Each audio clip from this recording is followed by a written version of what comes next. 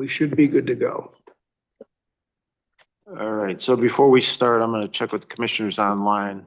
Can you hear the room? Yes, we can. Yes. I can.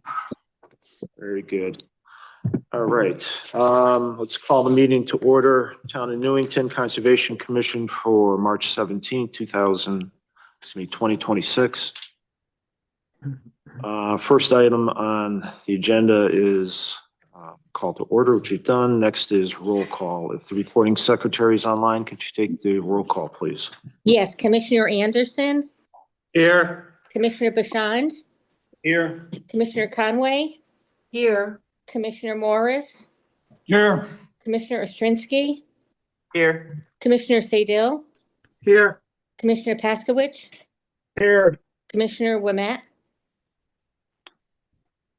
Chairman Zelik, Here. Commissioner Ellis. Here. Let's just double check Commissioner Wilmette. Do you see him online? I do not. All right, I'm going to seek Commissioner Morris for Commissioner Wilmette. All right, moving on. Next item is acceptance of minutes. We just received a hard copy this evening of the minutes. I would be in favor of postponing any action on these until the next meeting. But I will ask the commissioners if they have anything at the top of their that they want to have added or removed. I didn't notice anything. The only thing I noticed is that it jumps right in where I'm trying to contact Commissioner Wilmette. There's no mention of the technical issues that we were having. So I don't believe we actually started the meeting until about 7:15 or 7:20, somewhere in. I'm sorry. What time did we actually start the last meeting? Last meeting, it was probably around quarter after. I'd have to look at the tape to So find. I just want to have the meeting minutes amended to make note that we actually started at 7:15 due to technical issues. Okay. Moving on, then we'll go to public hearing.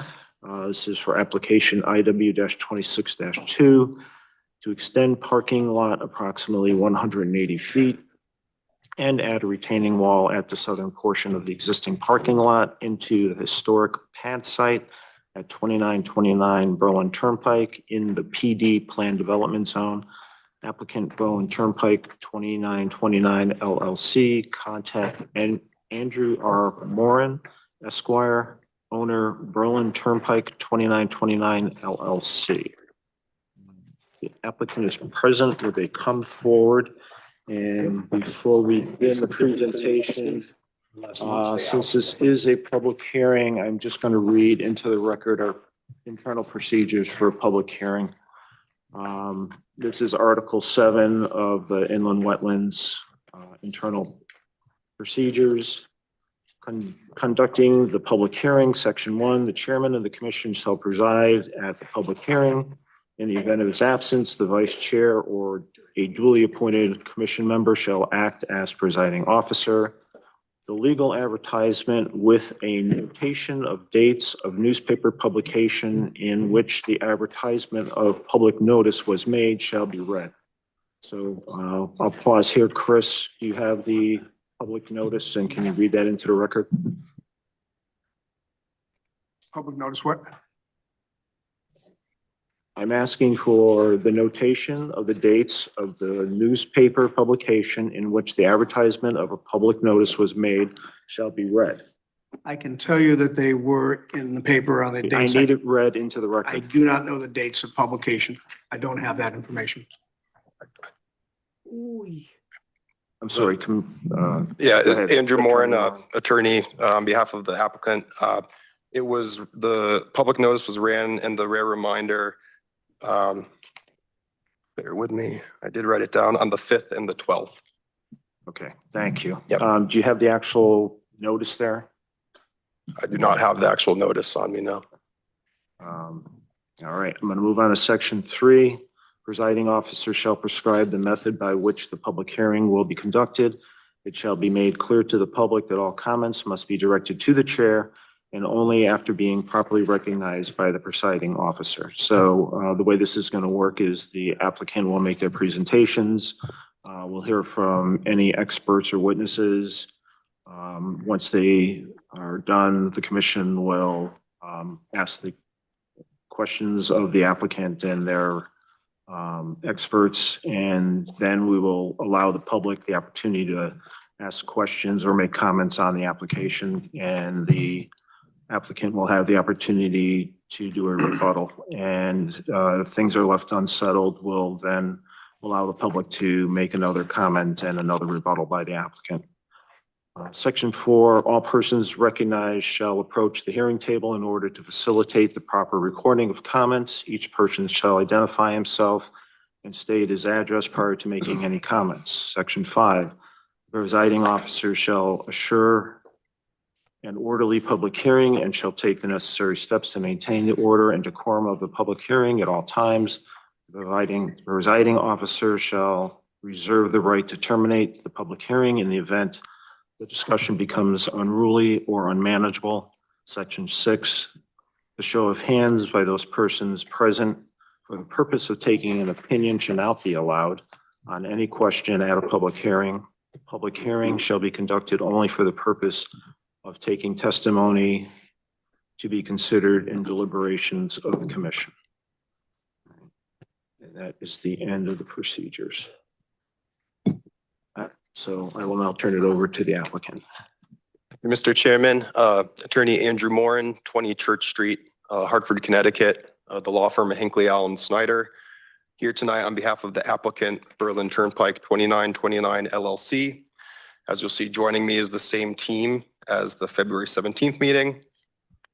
At this point, our application consists of our initial January 30th application package. Tonight, you received hard copies of our March 12th supplemental materials. That's a memo responding to questions and concerns raised at the last meeting. And also, which I just handed out, is our civil plans revised to March 16th. Three minor revisions were made in response to Mr. Logan's report, which we'll get into in a bit. The presentation tonight, since the public was not notified or allowed to comment on our initial presentation at the last meeting, our presentation tonight will be very similar. We'll also discuss highlights of our March 12th supplemental materials and Mr. Logan's March 16th report.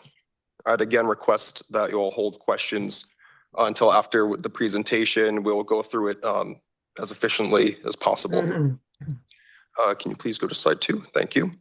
Again, the property, about 3.5 acres, currently operating as the Casadoro restaurant. To the north, we have nursing home medical clinic uses. To the east, the Berlin Turnpike, and to the south and west is various commercial uses. And of course, there's a wetland and perennial water course, which I will defer to my colleague, Matthew Gustafson, to explain in more detail. Okay, we just pause for 1 second. I just want to update the record and note that Commissioner Ouimet has arrived at 7:07, and I'm going to seat him. So I'm going to unseat Commissioner Morris. Also, Chris, can you mute the commissioners online until they raise their hands? Oh, also, if you are interested, Paul Dixon just sent me a screenshot of the public, the notice as published in the paper.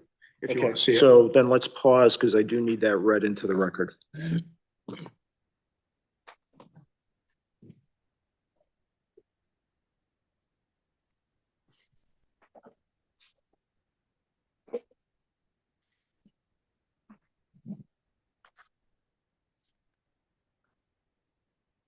There we go.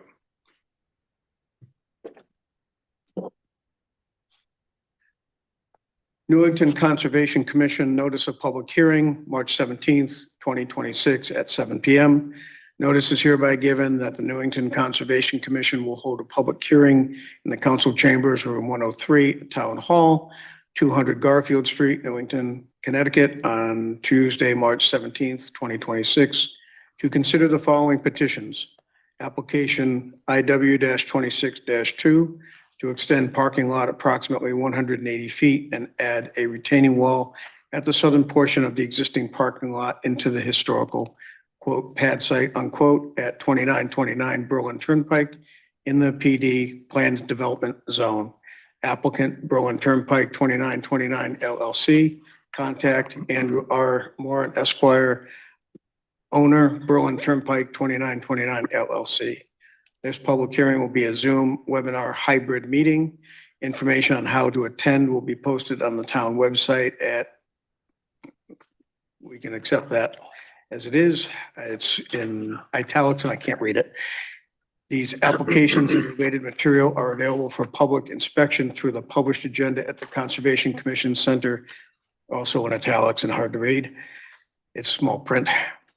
Persons who require an accommodation to participate in this public hearing should contact the town engineer at 860-665-8570 or engineering@newingtonct.gov, not less than 24 hours before the public hearing. Submitted, Christopher Zavidio, Newington Town Engineer, Inland Wetlands Agent, legal advertisement, rare reminder, March 5th and March 12th. Thank you. The items that you couldn't read are just the hyperlinks? Yes. Okay, good. I think we're all done with the formalities. Turn it back over to you. Thank you. For the record, Matthew Gustafson with All Points Technology. I'm a registered soil scientist with 15 years of experience working in the state of Connecticut, doing wetland delineation and assessments. To kind of reorient ourselves on the site, we've got a picture on screen now of the general extent of the property, the black boundary locating or identifying the limits of the site. On that same map on screen, the location and extents of the perennial watercourse in question that's already been brought up is located in green along that western boundary of the site. This resource was originally delineated by myself on August 29th, 2023 and reconfirmed as part of this application and found to be substantially correct. This wetland consists of a fairly narrow and well-concised perennial watercourse, about 5 feet wide on average, with a sandy mucky bottom. It consists of about 0.1 acres of wetlands located on site, again, located along that western boundary. This resource generally consists of steeply sloping banks on both sides with areas of hard armoring, primarily located along the western banks. The extents of the delineation were consistent with the eastern banks of this resource. This resource, again, can be characterized and consistent with similar features that can be found in highly urbanized areas, which you might expect have experienced heavily disturbed or heavily disturbed areas with observations of litter, debris, trash, refuse within the resource limits. There's a number of stormwater discharge points from the surrounding commercial landscapes, the reserves discharging directly into the resource. Again, both sides of the embankment are steeply incised fill embankments with portions along the southern, so particularly the southwest extents, consisting of an existing retaining wall. Vegetation is dominated by mostly edge forest with pockets of emergent transitional scrub shrub habitats. Again, most of the western slope, the delineated western bank of this resource consists of edge forest. Go to the next slide, please. As part of the assessment and delineation of this wetland resource, performed a wetland function and value assessment consistent with the Army Corps of Engineers guidance. In this case, all the functions and values put out by the guidance were assessed, and it was determined that the sole functions that are being supported by this wetland were the groundwater discharge and sediment stabilization functions. How the Corps establishes the criteria for rating of functions and values is at 3 levels, either a primary, secondary, or does not support that function or value. Because again, this feature is located in a heavily urbanized area, fragmented from surrounding wetlands to the north and south. Again, limited bordering wetlands on either side of the perennial water course, high amounts of discharges of stormwater and debris. Those two functions that I mentioned, the groundwater discharge and sediment stabilization functions, were not found to be able to be met at a principal level, and instead were diminished and can be were considered to be supported at a secondary level.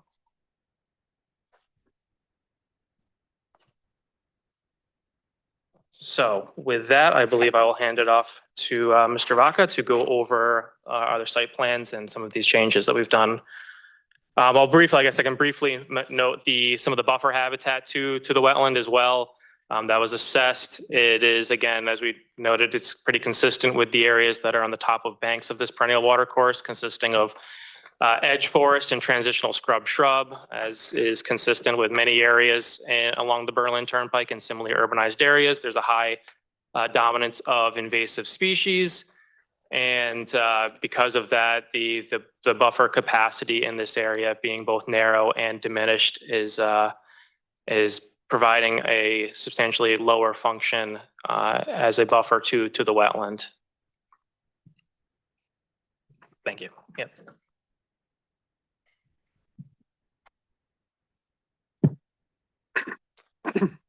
Good evening, ladies and gentlemen. For the record, my name is Frank Vaca. I am a professional engineer with the BAC Group in Glastonbury, Connecticut. We are located at 180 Glastonbury Boulevard. I've been a licensed civil engineer in the state of Connecticut for 19 years. I've worked at BAC for the last 15 years.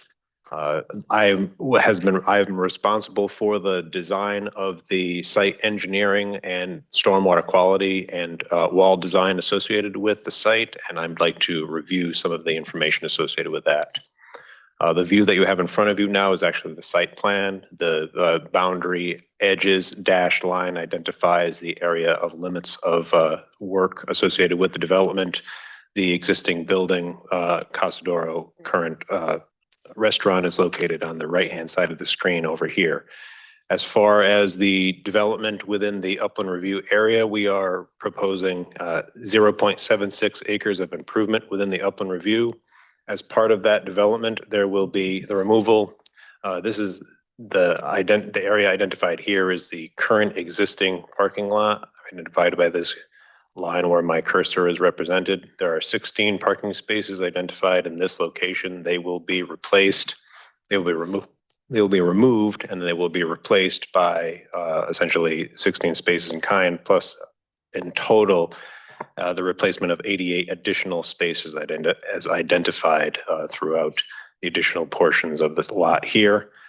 Associated with that, there is also the installation of one bioretention area that I will speak about a bit more in the future, identified here, and then a portion of the underground detention area, which is identified here by this gray rectangle. That page north portion of that rectangle is located within the upland review. As far as erosion sedimentation control, and this is one item that has been coordinated with a review by Mr. Logan with his independent third-party review. The yellow line here represents the perimeter erosion and sedimentation control barrier that will be essentially placed around the entire perimeter of all of the development area, essentially ringing in everything associated with the development, any disturbed areas. One of the recommendations that we originally had on the design a 12-inch wood chip filter tube. He recommended that get upgraded to a coconut fiber coir log, essentially, which is identified here by the photo. The difference being the coconut fiber log is essentially a more substantial erosion control method, substantial in the form that it will last a longer amount of time. A coir log of this magnitude has the ability to essentially provide stabilization and control for between 2 to 3 years. Now, I would like, for the record, we are not anticipating the project to take 2 to 3 years. I'm indicating that the control method is viable for that time frame. Essentially, it is 100% organic and can be left in place to essentially biodegrade over time. I would not recommend that in this case, given the time frame of the project. I would recommend it to remain in place, and then upon completion of the project, have the sedimentation controls removed. There was a tree investigation performed associated with the site. There were, located on the property, there are identified 53 trees that are 6-inch caliber or greater. As part of the development, we are identifying 25 of those trees to be removed to accommodate the development. Those trees to be removed are identified on this plan via the X's, the circles that you see identified here.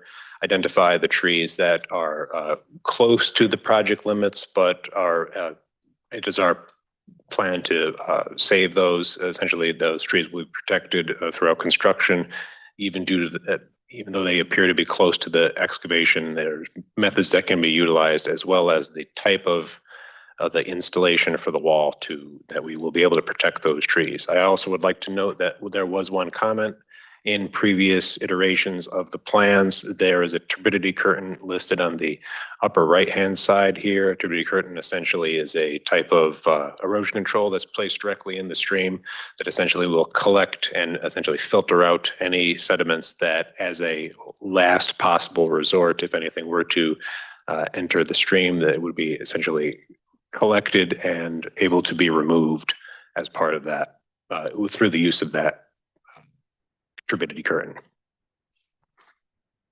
With regard to the design of the retaining wall itself, the wall here is identified here in yellow. For clarification purposes, the wall will start essentially at 0 elevation. Essentially, it will be at the ground surface, and it will increase in size all the way up to this highest point here. The highest point of the wall is approximately 12 feet.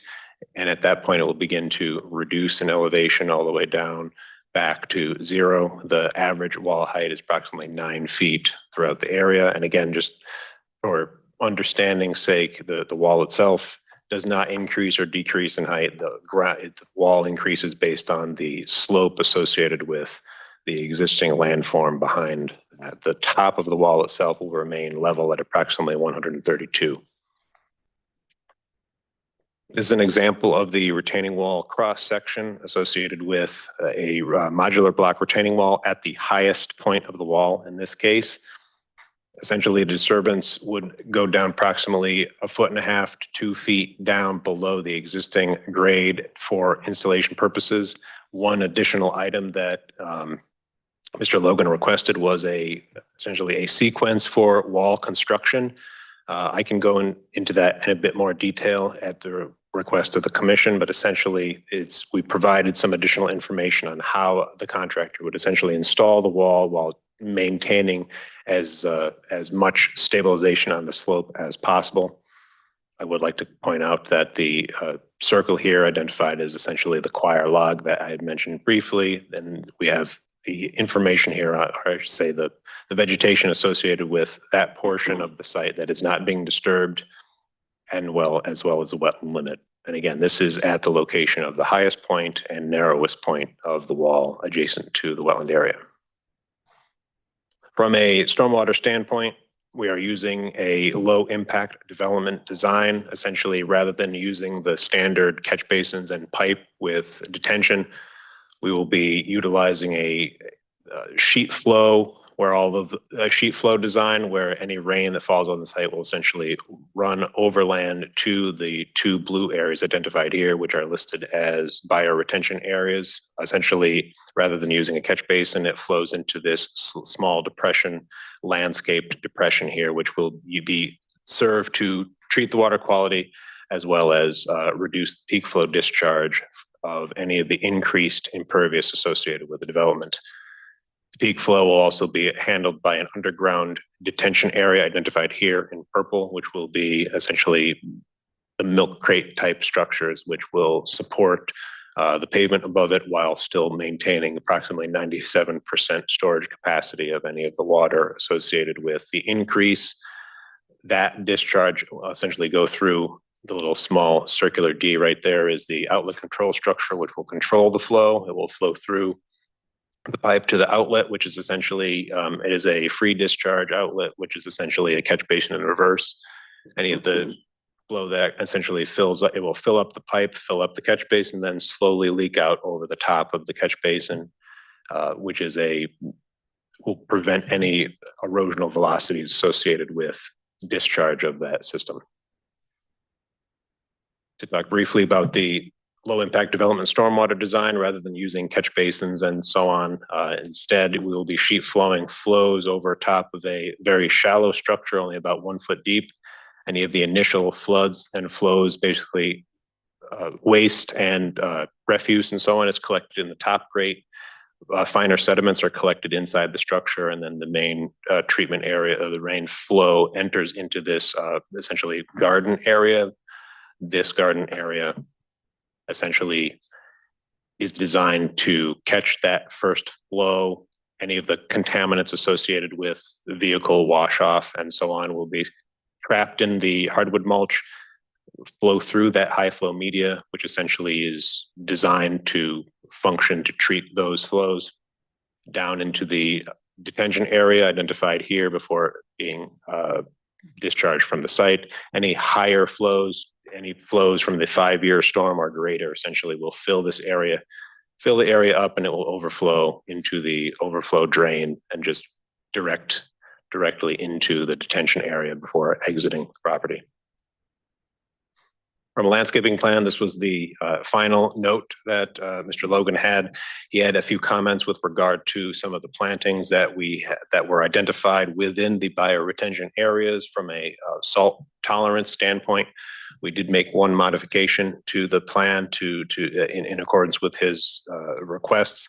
We did look at some of the other species that were listed, and using our we have in-house landscape architecture at BSC. The landscape architect reviewed those, and some of the plants that they have originally chosen we believe to be the most appropriate for not only the salt tolerance but also the specific condition for the focal point, because the flow exits the bioretention area so quickly that there are times when you need to ensure that you have drought tolerant species. So some of those species that had been identified we have maintained. As far as the base of wall reestablishment directly upslope of any of the detention area, the upslope of the wetland area, we have modified the base of wall reestablishment to, and this photo is just to identify the fact that the wall can get installed without major disturbance, approximately 3 to 4 feet away from the wall installation. As soon as that development as soon as the wall first layer of stones are installed, the contractor would be able to essentially install erosion and sedimentation control in the form of erosion control mix identified here. And then immediately afterward, they can stake the area with live stakes, which are, in this case, willow and dogwood live stakes that would germinate the area and reestablish vegetation quickly, much faster than any type of specific plantings that are outright planted and watered and so on. This will reestablish the area much faster than any other type of planted material. And then briefly in summary, the entire stormwater design and engineering associated with this is in accordance with the 2024 Water Quality Manual, as well as the 2024 Erosion and Sedimentation Control Standards. And in my professional opinion, this design and the wetland stormwater will not have any negative impact on the adjacent wetland associated with this development. At this point, I'm going to turn it back over to Mr. Gustafson to speak a bit more with regard to the mitigation issues. Thank you, Mr. Vaca. So to compensate for some of the impacts that Mr. Vaca has already gone through to the upland review area, we are proposing a comprehensive mitigation plan. What that entails is primarily 2 facets. The first being a wetland protection program, whereby a compliance monitor is established who will be tasked with reviewing the site's controls, the plan, contractor training to ensure that the contractor is aware of the sensitivity of the project, where the resources are, the full extent of the erosion and sedimentation control plan, and ensuring all of those measures are met.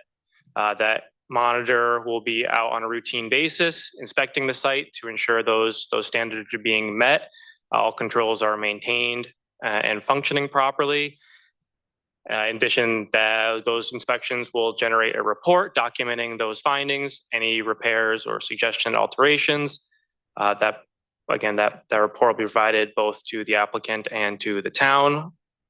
Other kind of measures within that wetland protection program are spill prevention measures and signage located along the edges of the wetland and the limit of disturbance as a latch ditch effort for anyone to make sure that people are cognizant along that most sensitive portion of the project.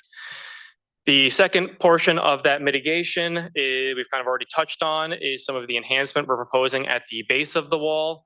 Again, to reiterate, we are proposing a series of live staking installations to help reestablish a more natural ecotone transition and reestablish the buffer habitat to the wetland, as well as seeding with a showy wildflower and erosion control restoration seed mix for moist sites. This is a seed mix that we prescribe on many mitigation projects produced by New England wetland plants out of Amherst, Massachusetts. It's not only locally sourced, but it's local genetics as well to ensure that the planting material that's brought in is of the highest value to help support and enhance the wildlife function of these areas adjacent to the wetland. Next slide, yeah. These. To review, I'd like to reinforce, I know we've probably said it a couple times now, but as part of this project, there are no direct wetland impacts. We are proposing, again, no impacts to the wetland. All of the proposed impacts occur within the 100-foot upland review area. And again, those impacts based on their location, extent, in combination with the mitigation plan, the enhancements to the stormwater plan that we've already gone through, and the fact that the wetland in its existing condition is located in such an urbanized area, fragmented, all of those things that we went over the first time that I spoke.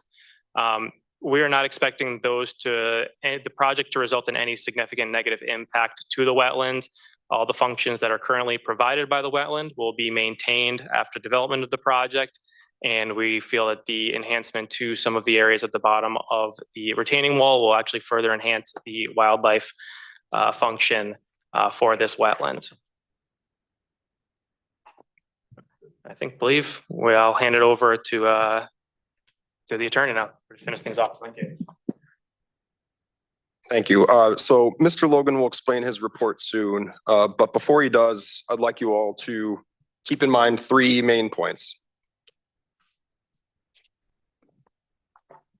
The first is that Mr. Logan agreed with Mr. Gustafson's findings regarding the wetlands and watercourses resources, and that their functions are limited. There's a consensus that the watercourses function is limited to just shoreline stabilization, and that the wetlands function is limited to just groundwater recharge. So there's unanimous consensus about the wetlands functions.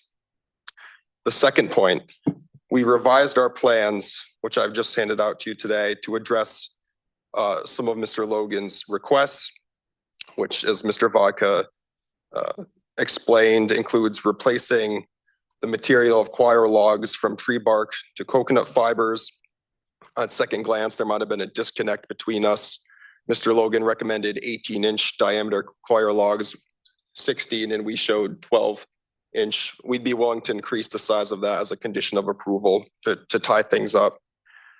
We've added a narrative to the plan addressing the retaining wall construction, sequencing logistics, and finally the landscaping plan. We added recommended species that are more tolerant to parking lot conditions. The last point I'd request that you all keep in mind, and perhaps the most important, is that the report does not identify any specific impact to the wetland and watercourses functions that are going to result from this development.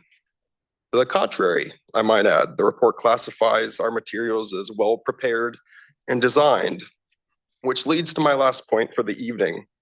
Under well-settled principles of inland wetlands law that's outlined in the supplemental materials memorandum I just handed out, a commission cannot deny an application unless it receives evidence the proposal will impact the functions of a wetland and watercourse.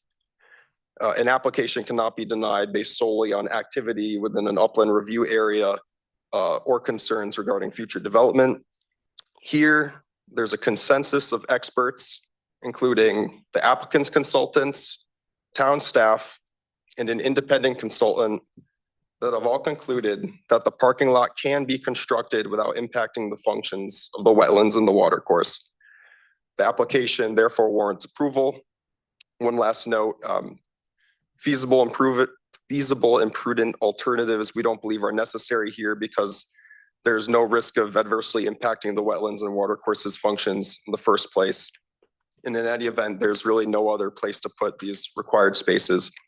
So with that, I again, just one more time, respectfully request approval, and we're here for questions, and thank you for your time as we ran through that again.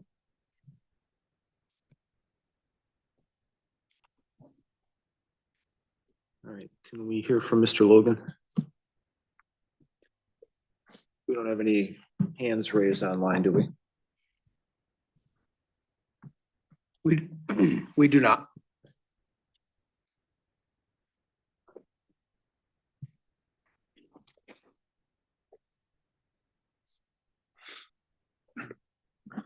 Good evening, everyone.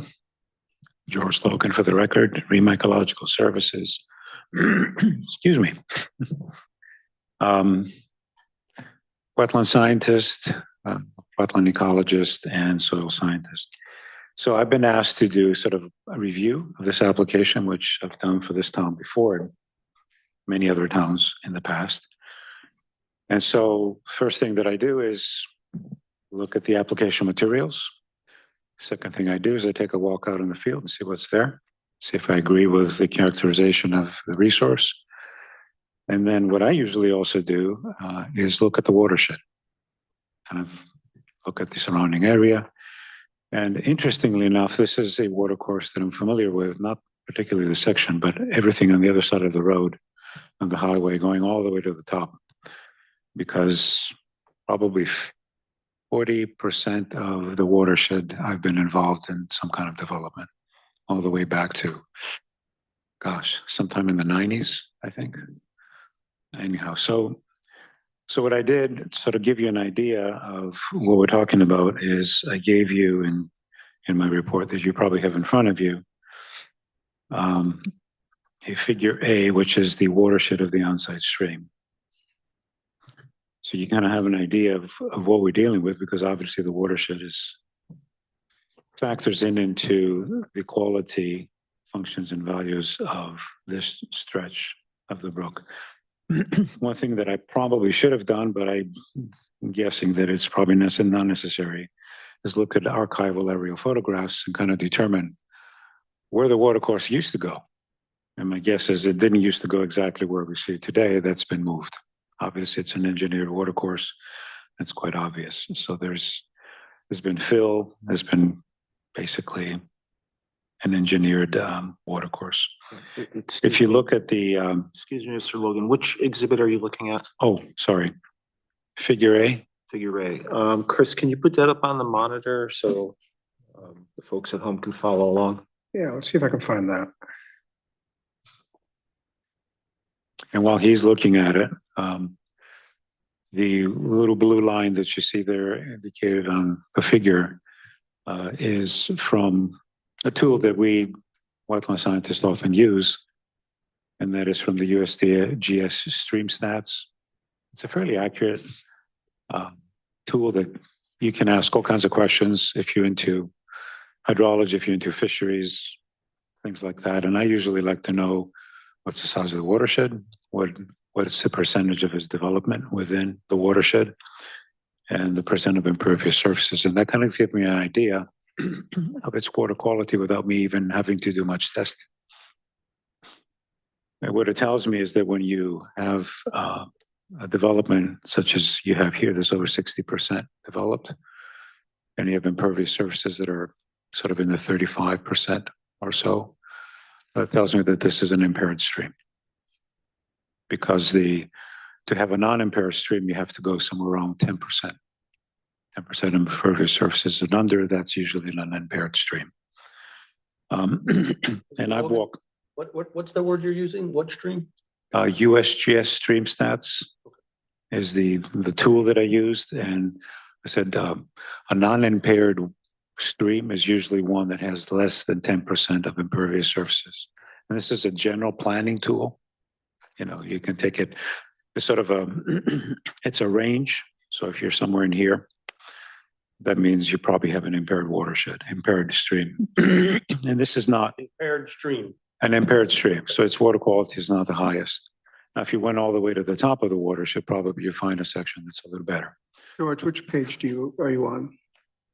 That, That one. Okay. yeah, that's correct. And the blue line, and if you kind of pan over to, yep, there you go, you see the rest of the watershed. The little white line is what the USGS stream stat generated. I would say that most of that is accurate, except for the very, very far top. Kind of goes off in an angle, and that's probably not proper. But I've more or less walked most of that stream in past, even within the last year. I walked the section that's just past Deming Street going downstream.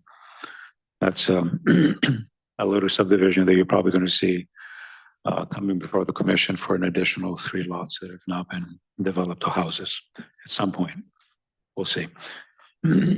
One of the things that I noticed is at the bottom, you see almost like a square green area just before the highway, before the turnpike.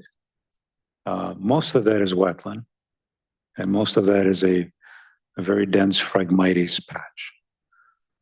Again, that's an indication of past disturbance. Now, what does that mean exactly? Is it because the subdivisions dumped a bunch of silts down there over time, and anything's possible. But again, it's indicative of a watershed that has resources, but it's not the highest functioning watercourse or wetlands above it. The other thing that was pretty obvious that there's a significant section, you can almost see it, the portion of the highway that's within the green lines is obviously draining directly to this watercourse. And some of it is through a catch basin, sort of a official stormwater management that DOT has been maintaining, we hope. Hope they didn't hear me say that. But also one of the things that I noticed that there are several cutoffs where there have been sections of the curbing that's been taken out, and the water's allowed to kind of bypass the catch basins and go down the slope right into the watercourse. That's not necessarily a bad thing. You're probably getting better treatment from that happening than from going into the catch basins. So that's the watershed sort of look, which is also important.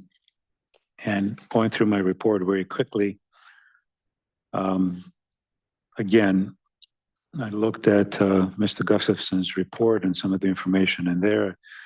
I found it to be substantially accurate in the characterization. He identified that there were 2 secondary functions and values, one being groundwater discharge. And that's probably a minimal one at best, and it's only probably happening during the high groundwater table time, because obviously there's been some fill. I didn't notice much of evidence of discharge. It probably happens right in the watercourse itself, because it's obviously these are sand and gravel materials in this area, regardless of the fill that's been put along the sides. And you could also add, yeah, sure, there's shoreline stabilization, which is, I guess, the proper terminology for what the U.S. Army Corps of Engineers descriptive approach uses. But also it's conveyance, right? So there's actually some aquatic habitat within the watercourse itself. I kind of looked around to see if I could find any aquatic, I didn't put in the report. And I found snails and leeches. That indicates that this is not very good quality, because these are tolerant aquatic species. It's one of the things that we wetland scientists often do. We go in and get dirty and start turning rocks over and looking at sediment and see what's there. because the aquatic critters, the macroinvertebrates, the aquatic organisms that live within a stream give you a very good picture of what the water quality is. And there's actually bioassessments that you can do. There's EPA protocols that one can do. Just you collect this data, you put it into a matrix methodology, and it spits out and says, and if I did it, it will probably say impaired because of what's living in it. Then I looked at the stormwater management. This is always something that, regardless of whether a watercourse is impaired or not, there's no excuse for it to make it worse, right? Because who knows, in generations from now, we might find out we want to clean our watercourses a little more and use certain technologies and methods to do that. So I think what they've done here is appropriate. And it's not only it's appropriate under sort of a redevelopment project, which is partial, this is partially a redevelopment project, but also for any new projects. So what they did is they follow the stormwater quality manual, which for better or for worse, and I could give you a whole seminar on that as whether I agree with it or not. They have some weaknesses, but let's put it this way, that what they've now told people is to basically take the water quality volume equivalent and infiltrate it into the ground. I kind of like that because that means that one of the things that commissioners always look at as far as potential physical impacts to a wetland or watercourse is changing in its hydrology.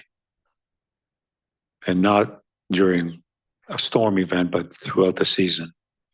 Because obviously there's different manifestations of hydrology that happen here as the season comes on and off. You have the off season, you have the on season.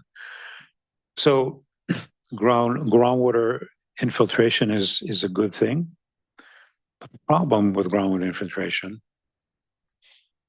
is that it, for the most part, what it does, it allows you to take out the coarse particles and sediment. Coarse sediment, a medium sediment, not so much the fine sediment. So the TSS removal here, whether you look at it as a new development or redevelopment, is between 80 and 90% TSS. And they have figured out that if you put that groundwater into this first flush, this water quality into the ground, that you achieve that. I don't necessarily agree that that's completely correct. Maybe it is from a TSS perspective, but it is not from a pollutant perspective. And the reason for that is that a significant portion of the fines, the ones that kind of pass through, have absorbed contaminants, and even more than that, that there are soluble fractions. For instance, there's soluble fraction of phosphorus, there's soluble fractions of nitrogen in particular. Very difficult to take nitrogen out. And also, believe it or not, depending on the chemistry of the watercourse, of the watershed, say, of the sediment that's there, the heavy metals, which are the ones that are the toxic ones, can have a soluble fraction from between 20% and 60%, depending on what you're looking at. And infiltration into the ground won't do it. And I think they understand that. So they're using a proprietary method, which is these bioretention cells. They have a proprietary material.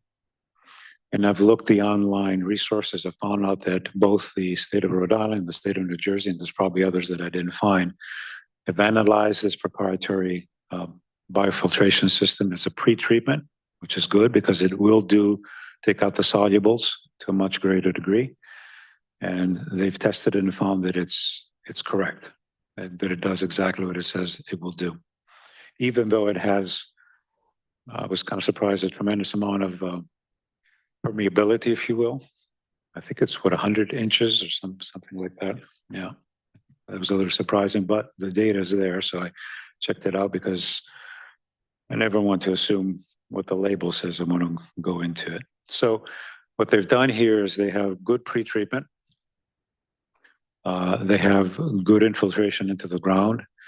And then to boot, they have a nice way of getting the water to additionally infiltrate, and I'm going to ask a question because I wasn't sure about it, and maybe I'll get an answer in a moment, is how they're doing it. Is that catch basin area then where it's kind of overflows and allows for sort of a dissipation of forces, and also I wonder if those catch basins or that structure has any holes in it so you can have some lateral infiltration. So we'll get an answer for that. So, but that would be sort of the cherry on top of the cake for me. So I like the way that the water quality is being treated. And then I went in a little bit into the weeds, no pun intended, as to what the planting materials would be within these filtration, bioretention areas, because obviously the plants do some things. They have roots, and some of these have root systems, and there's an uptake, and also microbial attenuations and things that happen, processes that also work on the nitrogen and the phosphorus that's generated. And a lot of times people, and I'm afraid that I'm going on a little more than you probably want to hear from me, but this is always an opportunity for me to educate commissions. So I apologize for that. But the issue with plants is because plants do amazing things. Not only do they uptake, but they also have this microbial environment that does certain processes to attenuate these soluble, especially the nutrients. However, this is not the best environment for plants. So you got to look at the plants very carefully to make sure that they're going to put up with salt. They're going to put up with thermal impacts, especially in the summer.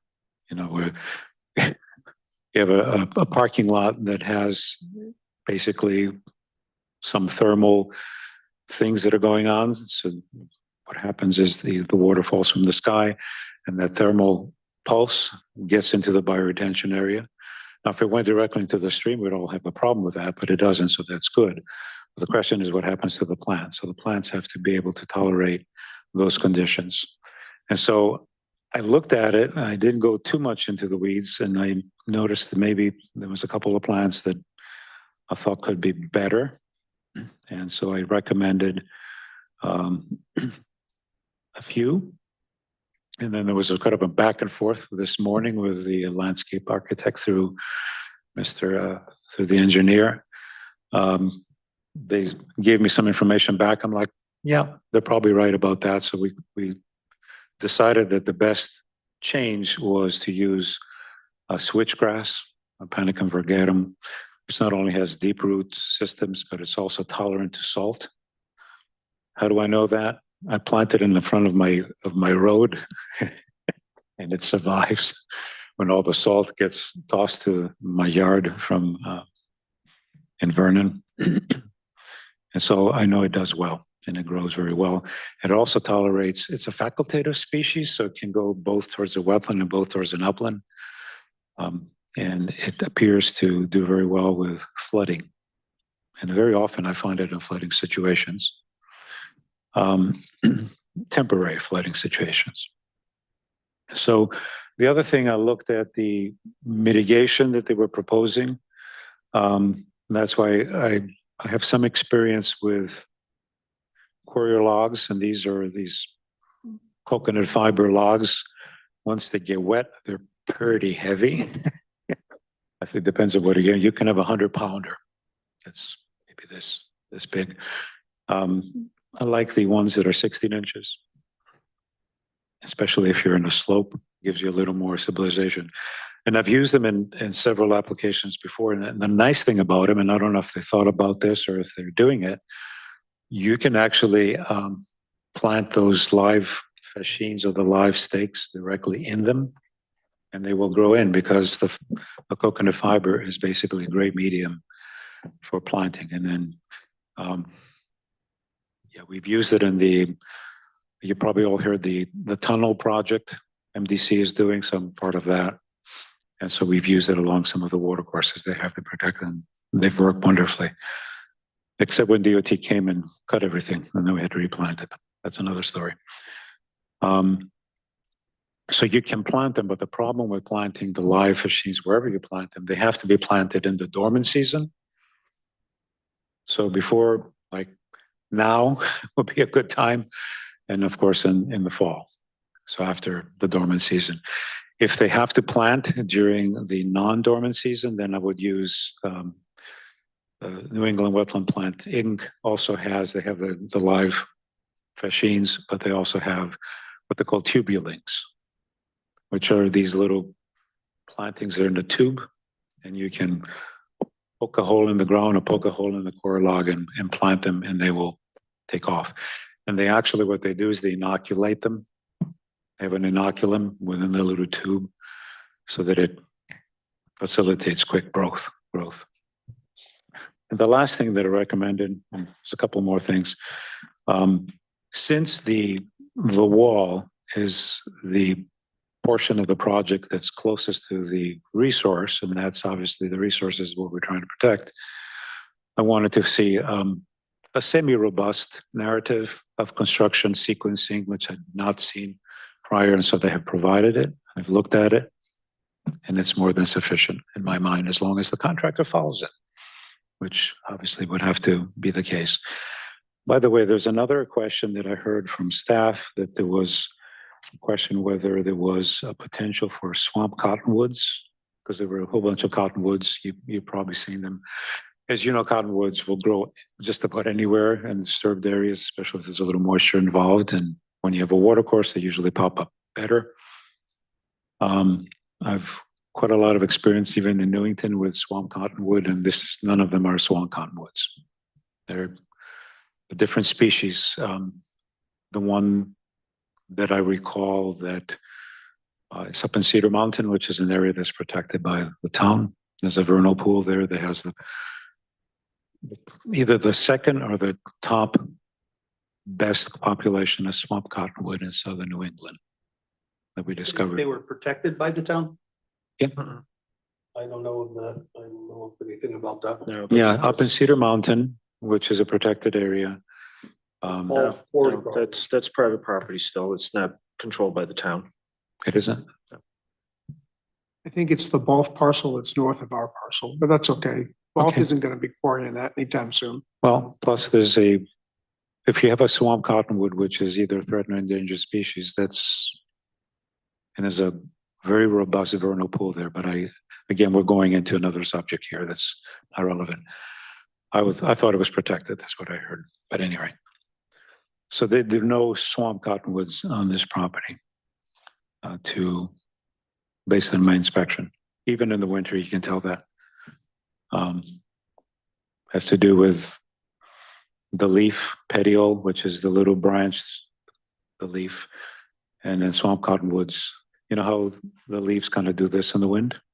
That's because they have a flattened petiole, which allows it to do this movement. Swamp cottonwoods, the petiole is round, and the leaves are smaller and slightly different shape. They look like cottonwood.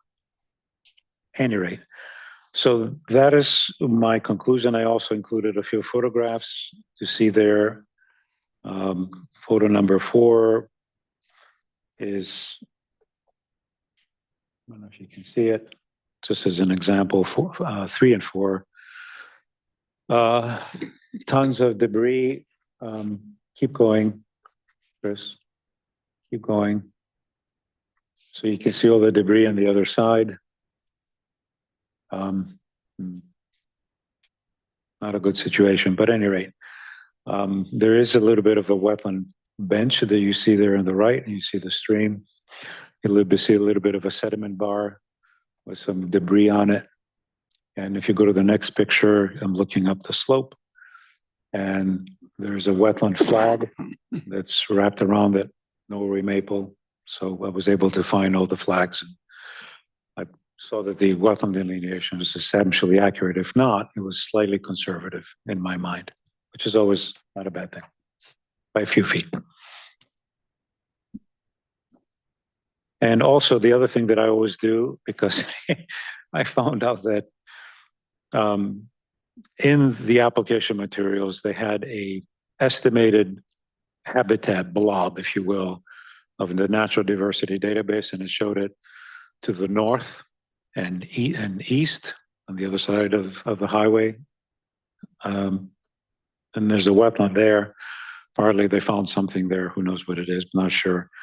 But I always like to do my own little preliminary site assessments. So I went into their easy file. That's the online. And they said there's nothing there. So I have included that. Because I've been surprised before where there's, and I'm not sure I like it or not, but very often there's no blob or estimated habitat associated with the property that I'm working on. And you do this and they give you a whole list. Okay. So, but I think what happens is they have an AI that kind of looks around at habitats that are similar to where they have their estimated habitat and say, okay, this looks the same. There's a connectivity there, but there's no connectivity here. So that there was nothing that came up. And I guess that's kind of what I have to say, except to say this. When I look at these kinds of applications, obviously I always try to bring some improvement, which I hope I have. The other thing I look at is to what are the potential physical impacts to this wetland? So you've heard me say this before, probably in other times. I separate them in short-term and long-term. The short-term is the one that's most important here, and that's how this wall is going to be constructed in a way that it's not going to end up impacting the resource. Whether we think the resource is highly functioning or not, it doesn't matter. And so they're not, I believe with what they've put on their plans and with the addition of the construction sequence for the wall, that's taken care of. Then you look at long-term. Long-term, you always look at direct impact. They don't have a direct impact they're proposing. It's always good. If they had, then they'd have to talk about feasible prudent alternatives. And then they look at physical impacts in two more categories, and that is hydrology and water quality. So those are the two physical impacts. They don't have an impact on water and hydrology, because obviously the hydrology here is mostly associated with the watershed. And second, the water quality, as I've mentioned before, they're doing what they should have. Many other projects that I've worked on should do. They don't. I'm dealing with a few right now. But they have done that. They provided sufficient pre-treatment to allow for biological microbial processes to take place, so that water quality, whether or not it was pristine or not, they're doing what they have to do, and they're following the water quality manual to a very close degree, even probably better than some other projects that I've seen that say the same thing. So there you have it. So if these things come in line, then you can say that there's not going to be an impact to the functions and values of this resource. So the functions and values that have been provided and discussed here, or the secondary ones, are going to be protected. So this watercourse will continue doing what it's doing today. And they're leaving enough of a buffer for protection of the stream itself. And for this reason, if you take all the vegetation down, even if you're not as close, all those leaves, all the debris that falls into the stream is part of the habitat. So this debris becomes part of what the stream needs in order to provide for functions. So you need it. And if it's not providing it here, we'll provide it somewhere downstream.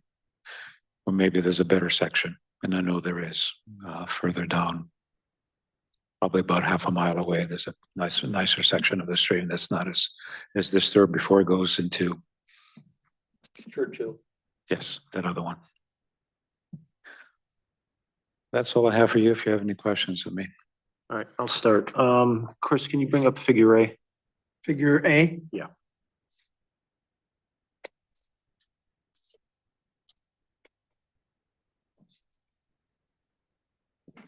I can't quite see the whole thing on my screen. Is that the one you're looking for? No. For the photos. It's before the photos. This figure, Chris. Oh, gotcha. All right.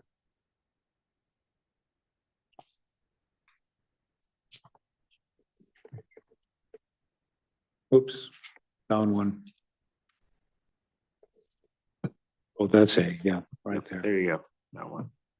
All right, so, this area that's outlined in green is the watershed, correct? Correct. Okay, now, most of that water, it says in your report is receiving runoff from surrounding developed areas within the watershed. So does that mean that entire watershed is what you're referring to, the developed runoff, not the site itself where the development is proposed, this application? Right, so the watershed is, I forget how many acres it is, but let's call it a couple hundred acres, maybe a little more than that. And so all these subdivisions that you see there, Yeah. all, at some point, all that water that hopefully is clean by the time it gets to it, Yeah. by detention basins. I see one there, for instance, on the newer portion of development. All This right, is a 24 picture. So all that water flows, if I know the area, from the east, which is elevated down towards that large wetland that you said contains the Phragmites. That's correct. Okay, so now the commission was concerned that as the water flows out of there, Mhm. it's going to head across, right, westerly, and then it heads northerly, right? Now, I just want to point out, your report does say that it flows southerly. Okay, Okay, so just not a criticism, I just want to. the AI didn't catch it. So, the concern of the commission was you're going from that large wetland east of the Route 15, 515, and then it's flowing up into another viable wetland, which is that Churchill wetland. Yes. And this is the connector, the corridor. Now, it's being classified as a stormwater conveyance channel. Mhm. But it seems to serve more of a connector between larger wetland bodies. And the concern was, do we have wildlife using this as a corridor? Should we be protecting this wetland, this water course, given that it is an interconnector? Because if we just call it a stormwater conveyance channel, I think that kind of diminishes what its other functions are. It's a perennial watercourse, obviously. There's aquatic life that uses it. But here's the thing. Usually and I think it was popped up in the screen earlier, that talks that it has limited ecological integrity. And the reason for that is the highway. So, and this study's been done about highways and their effect on the ecological integrity, which goes out 300 feet, 400 feet, 500, 600 feet, depending. It's a variety. And then you have all these other developments, the commercial developments on the other side. So this is a choke point for wildlife. And that doesn't mean the wildlife don't use it. You betcha they will. At the dead of night, you're going to have the opossum and the skunk and all those more tolerant suburban type species that are going to move through. But again, this is not, from a wildlife corridor perspective, it's not functioning as a robust wildlife corridor. Wildlife corridors are ones that connect significant habitats, and so they need to be significant themselves. But here you're not really connecting significant habitats. Now, I don't know what's going on half a mile to 3/4 of a mile down, because I see that it says Mill Brook, but I don't think that's correct. No, that is not Millbrook. Right. I think it's an unnamed water course. Yeah, this is what the Google Oh, says. oh, We can't Oh, yeah, trust. farther to the north. Yeah, so that is- obviously all that becomes a big corridor. You have the other Rockhole Brook, I guess it says. So those are significant habitats there, but what you have up here is not a significant habitat to connect it to. The Phragmites, obviously that's not a very significant habitat. It does probably better job than most for attenuating what the subdivisions are bringing down to it, which is probably the reason why it is what it is. So again, I don't see this as that whatever wildlife utilizes it now, which is the more cosmopolitan suburban type species, will continue to use it. So I don't see a problem with the continuous use for wildlife. All right. So when we had you work with us on the Kits Lane project, Yes. you determined some buffer sizes for that wetland.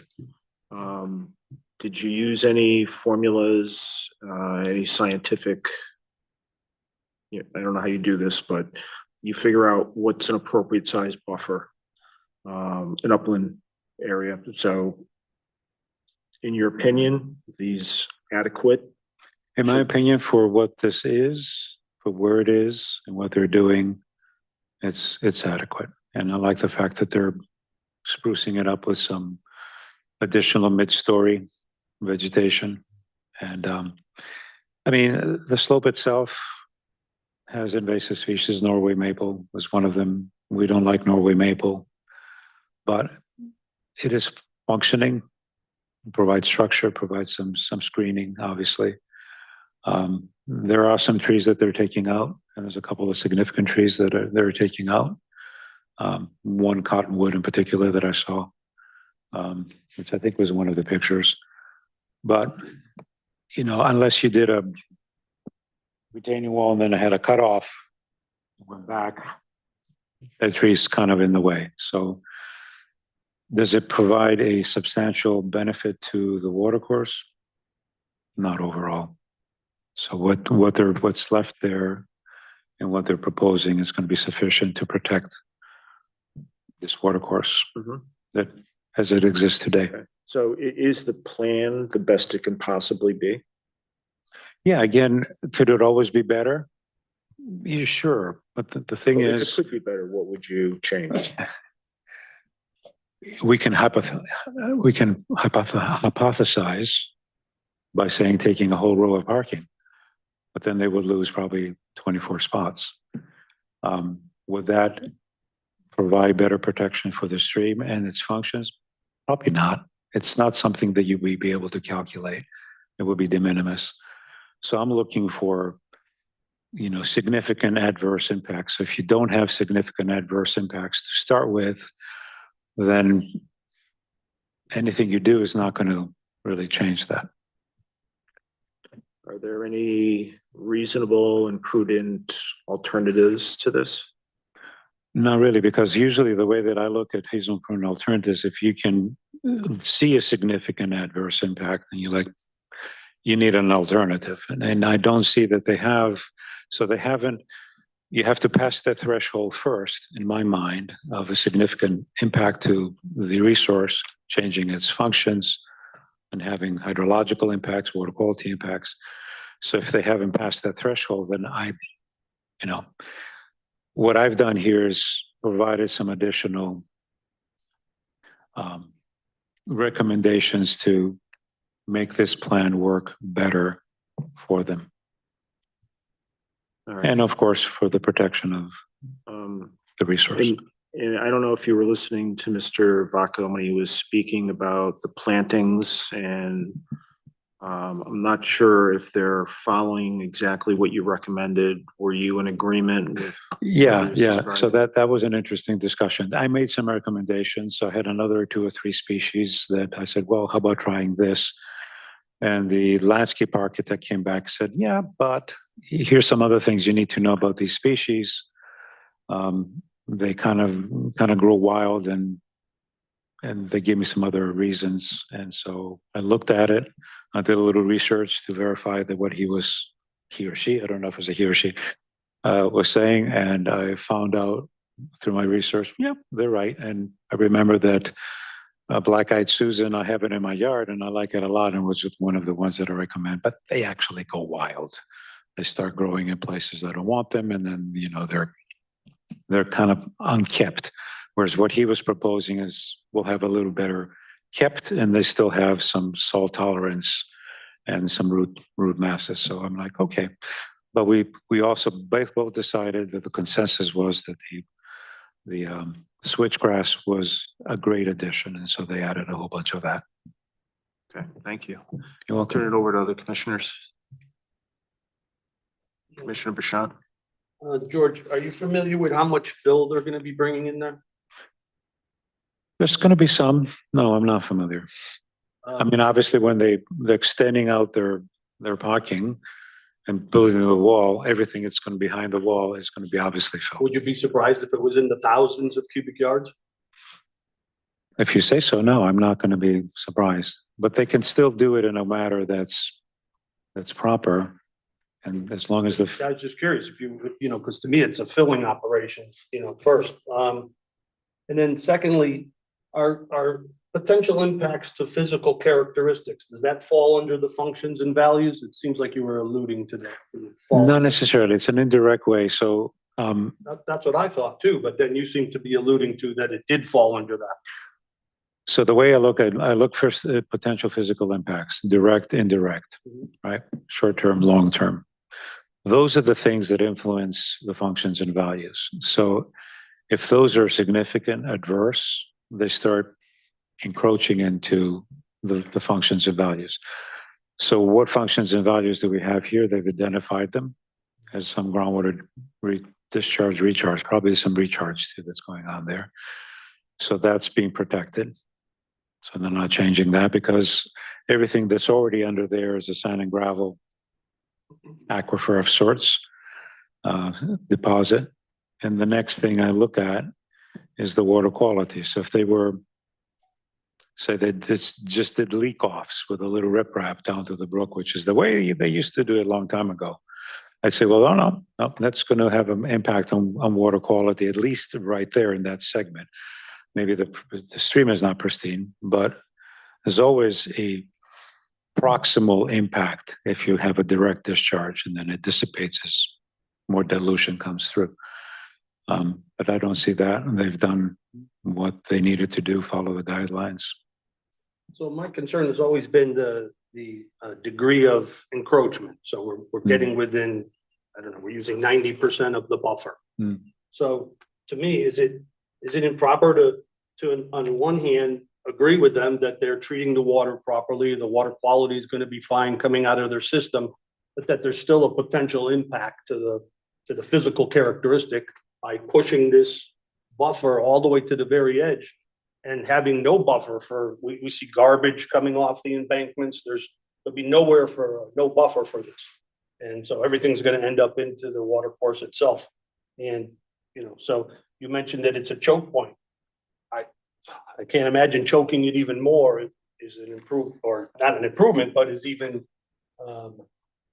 acceptable in my own mind anyway. So I agree, I don't have a dispute with their water quality coming out of off the parking lot, but I am still concerned from the beginning about this incredible degree of an encroachment. So in Kitts Lane, obviously there we had a headwater wetland, as you remember. We liked that a lot. That was a neat little system. And so there we had to work a little more harder and push a little harder as far as buffers are concerned, because it had a higher function, higher functions and values. It had a wildlife habitat value that was more than what we have here, in order of magnitude in my mind. So again, you have to kind of balance all these things out. And honestly, if I thought that this water course functions and values will be in danger, if it was further up, well, you can see there they did leave some buffers up in the upper portion of the watershed.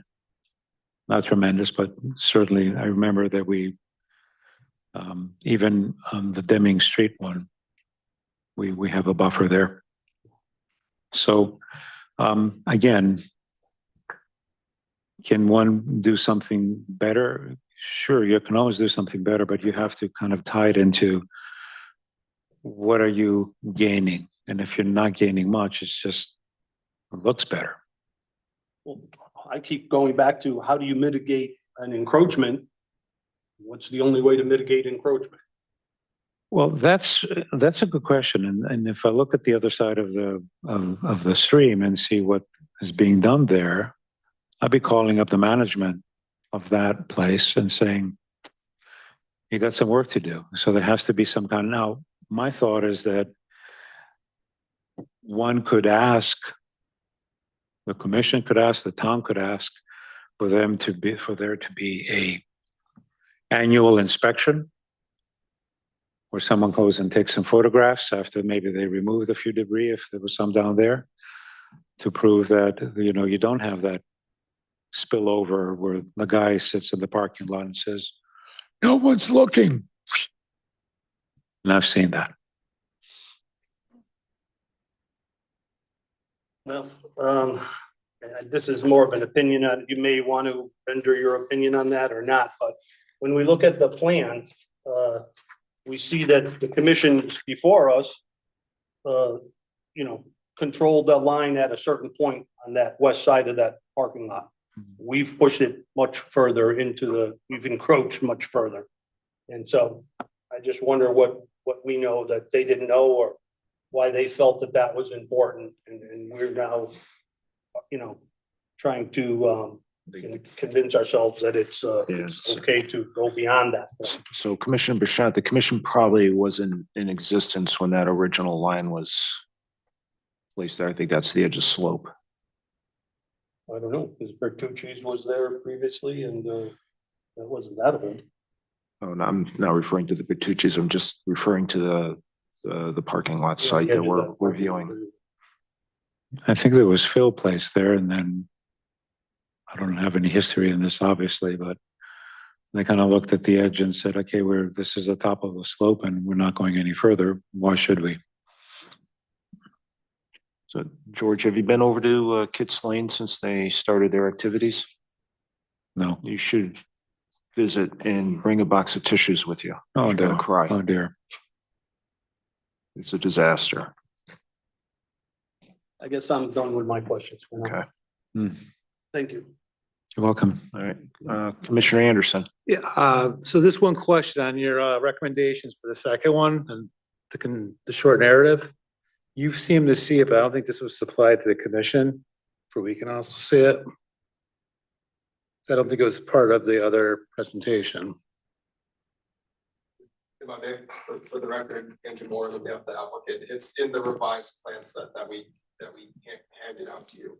Okay. It's added as a note to one of the notes. Okay. Has a little bubble thing around, and I did look at it this morning after my lights went back on. We lost power. And I thought it was appropriate.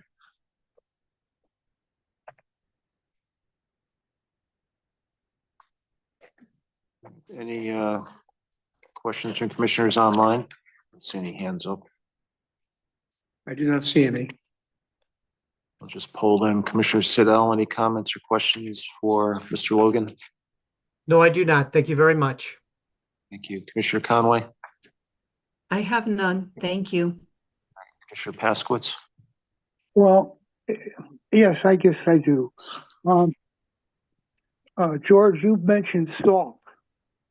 And I'm wondering if we're still allowed to use salt, or are contractors using another material other than salt? Good question. So in my experience, it's kind of difficult to regulate salt, especially when you have a highway right there, and God only knows how much stuff they put down on that. I think maybe the tide is slowly changing on that, where people are starting to use, you know, calcium chloride instead of sodium chloride. Maybe they're starting to use sort of the more expensive magnesium acetate type stuff. But what it comes down to is safety, and obviously salt applications are happening in the winter. I noticed that they have places for putting the snow, so that's important. So as long as and it's very, very difficult. Again, salt is soluble. We all know that. And if you tested the water during, a wash off, if you will, after a storm, in the watercourse above, and then you tested it below, saying, well, what is this contributing? You probably won't see any difference whatsoever. It'll be, 1,000 parts per thousand, very high. So this is a problem that it's all over the place, not just this establishment or that establishment. It's something that we're trying to deal with, at least in our state. I'm not sure what we're going to do. I've been in situations where condominium associations have been directed, large ones. Like I said, was doing one in, I forget where it was. Anyhow, by Waterbury somewhere. And the commission had them change to do a different kind of salt application, which was not really a salt application. It was this brine that's kind of an organic brine that they're using, kind of more green. So it's a combination. And that was better for the environment based on some research that had been done. So, but that was one big condominium association with hundreds of units. But I'm not sure to what extent a commission can say, use this or don't use that. Well, I guess the question I'm trying to really put across, which I didn't state, was, is the highway in Connecticut, such as the Brown Turnpike, regulated by DOT or someone to use a certain chemical for ice melt or not today? And, you probably don't have the answer, but that's my question. I don't know if it's regulated or not, or they can just, utilize what they have in storage somewhere. I think they have a protocol, and they probably have worked things out with Deep over time.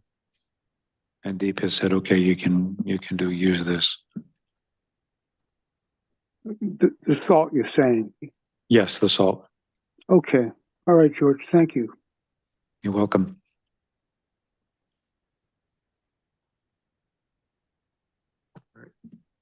Commissioner Strinsky?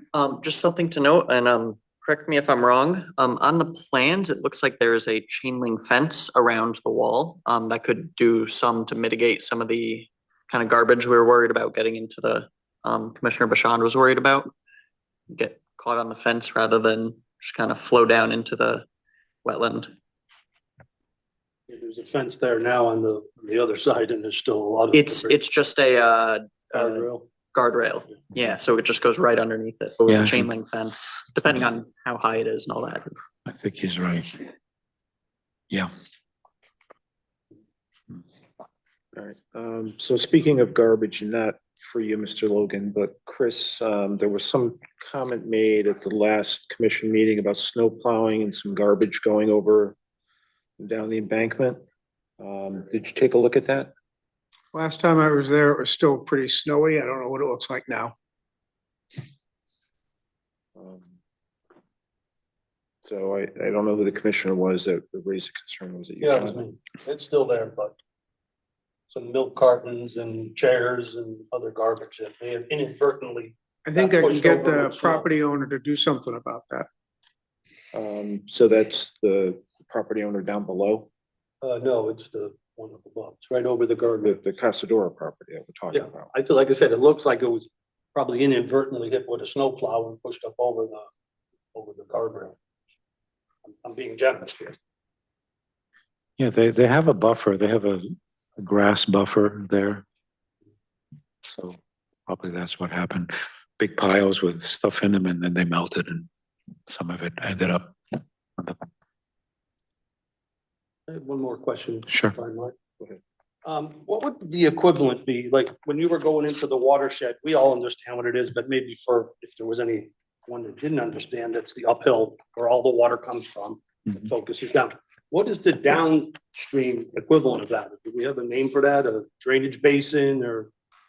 That, the drainage basin is kind of the watershed itself as well, too. right? Yeah, I mean, this is obviously a part of another basin, which is part of another basin until you get. They'll divide. So they have, yeah, so basically, you know, here's the divide and water goes this way and then the other water goes that way.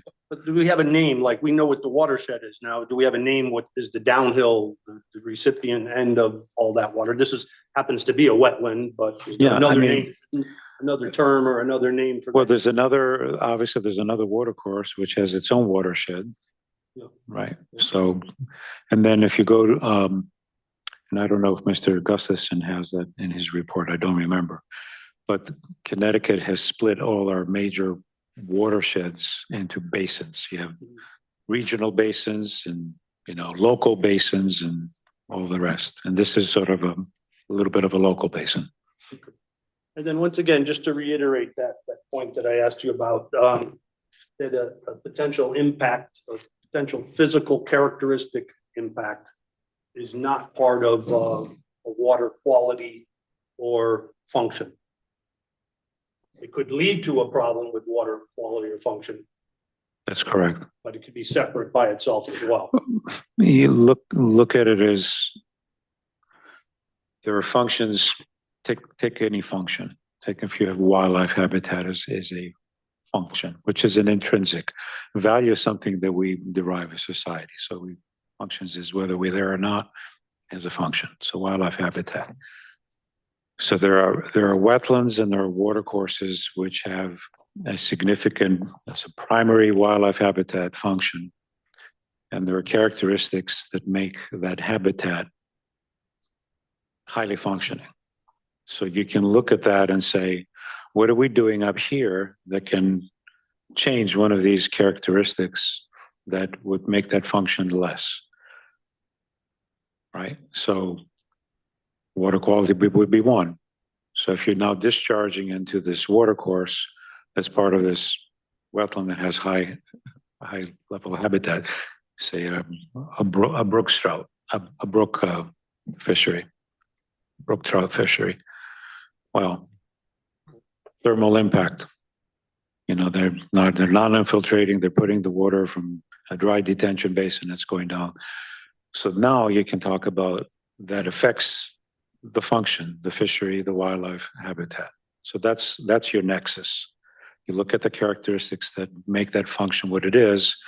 You say any of these characteristics are going to be affected by the activity, whether it's water quality or it's, you know, whatever it is. And some wetlands need more buffer because you have certain characteristics in there. For instance, one of the things we've fought here again is one of the things that buffers do, if you have a relative pristine habitat that is having a lot of invasive species, the buffer protects from the encroachment of invasive species in towards the wetland. And if you have a lesser wetland, then it's potential that you might have encroachment of invasive species at the perimeter of the wetland or into the wetland itself. Yeah, I'm just trying to figure out if I'm unreasonable with the conflict I have between this, on one hand, agreeing that the water quality is not going to be impacted dramatically or at all, or maybe even improved, but still feeling concerned about the physical characteristic. No, you have a point. You have a point. Conflict is not unreasonable. That's not unreasonable, but it's a case by case basis. Thank you. You're welcome. All right. That's it. Okay. Thank you, Mr. Logan. Thank you. Appreciate it. I do have a follow-up question for the applicants regarding a long-term monitoring program was mentioned. Can I get more information on what that is?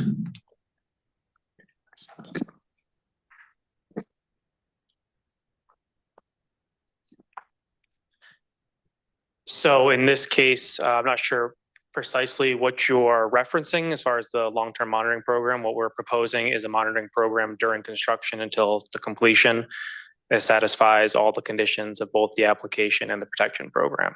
Okay, so it's just during the construction phase, it's not after. It extends until the site is stabilized, temporary controls are removed, plantings are established. So it does extend beyond the physical construction timeline until the point of stabilization. All right, because my concern is seeing Mr. Logan's photographs, there was a lot of trash in some of them. Whether it's coming off of the Casadora property or the adjoining property owners. I would really like to see that, an ongoing monitoring of that situation and getting that trash removed on a regular basis. Well, if I may touch on something Commissioner Ostrinsky said, he picked up on the fact that the fence would stop some of the garbage, and I wanted Mr. Vodka to explain our plan. Yes, there will be a fence associated with the wall, and that's actually required by building code because of the height of the wall. So it will be a guard fence, so it would be 42 inches high, and that is identified. It's not pointed out on the plan. It doesn't have a call out, but that line right there represents the guard fence. So in anywhere you would have greater, I believe it is greater than 18 inches of elevation differential, you would need a guard fence in that regard to prevent any from falling off. So there will be essentially a fence along the entire portion of the retaining wall. Other commissioners, questions for the applicant? Commissioners online? I'm good, Mr. Chairman. All right, Commissioner Siddell? I'm good. No Oh, you're good. questions. All right. Attorney Moore? Yeah, we'd also just respond. Mr. Logan had a question about infiltration. I'll let Mr. Vodka respond to that and wrap up.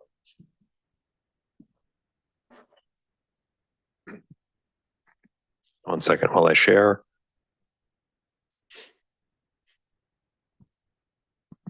To respond directly to one of the questions that Mr. Logan had, this is the structure that we are proposing, the overflow grate structure. So this is the one where as this fills up full of water, it will overtop.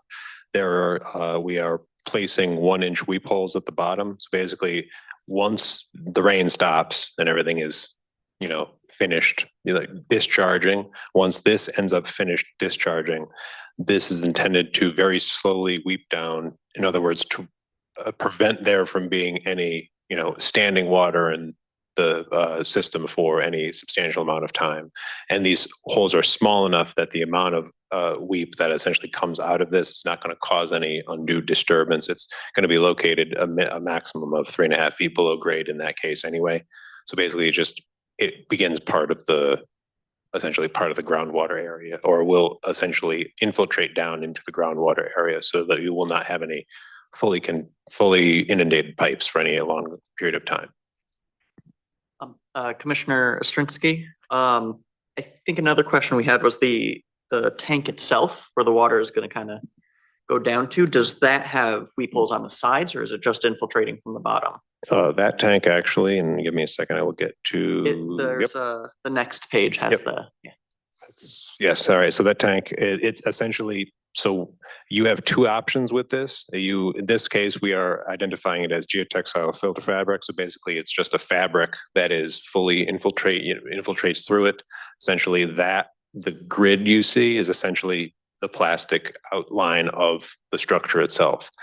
In this case, the only times we would identify impermeable liners for those cases is in situations of fully contaminated soils, or any other situations associated with the very specific types of, for example, if this would be placed adjacent to, and when I say adjacent, immediately up against like a cut slope or something, they would want to prevent any leakage out of the tank horizontally outside of the slope would be the only instance you would use a fully impermeable liner. Okay, thank you. I do have a question for Attorney Moran. So in your packet, you're citing some applicable statutes and case law. You kind of got statutes and case law grouped together. I want to break those out. And I want to understand what these general statutes are, 22A-41 and 22A-42A. Yep. So 22A-41 is what the state says municipalities can regulate with respect to inland wetlands and watercourses, and of course the upland review area. In essence, you'll see I highlighted some key sections saying that the regulations, have to concern, activity on the wetlands and water courses. And if you go to A subsection 3, you'll see language that, we discussed tonight about short-term and long-term impacts on wetlands or water courses, irretrievable loss of wetlands or water courses. So put simply, 22A-41 is kind of the blueprint guiding line of what municipalities can regulate. 22-42A, I highlighted subsection F. It governs if a wetlands commission chooses to regulate upland review area, meaning property that isn't a wetland and water course. It gives the parameters of what they may regulate with respect to the upland review area. And then I cited a case, Prestige Inc. versus Inland Wetlands and Watercourse Commission. That case addressed an instance where a commission has had a regulation that established a no build zone around an upland review area. Established a no build zone complete buffer next to a wetland. And there the court said that that was beyond their statutory authority to do so. And if you flip to page 5 of the opinion, it actually cites to that statute. I was just talking about 22A-42.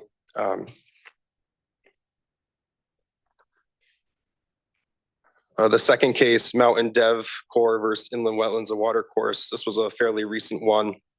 This one held that a wetlands commission cannot deny an application based solely on impacts within an upland review area.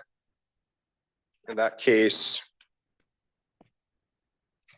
the commission essentially denied the application out of concern that there would be disturbance to wildlife. I believe it was box turtles in the upland review area.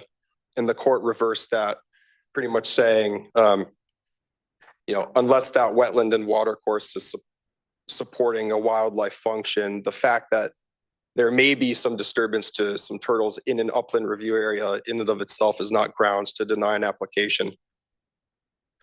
The last case I cited is just basically standing for the premise that you can't deny an application for,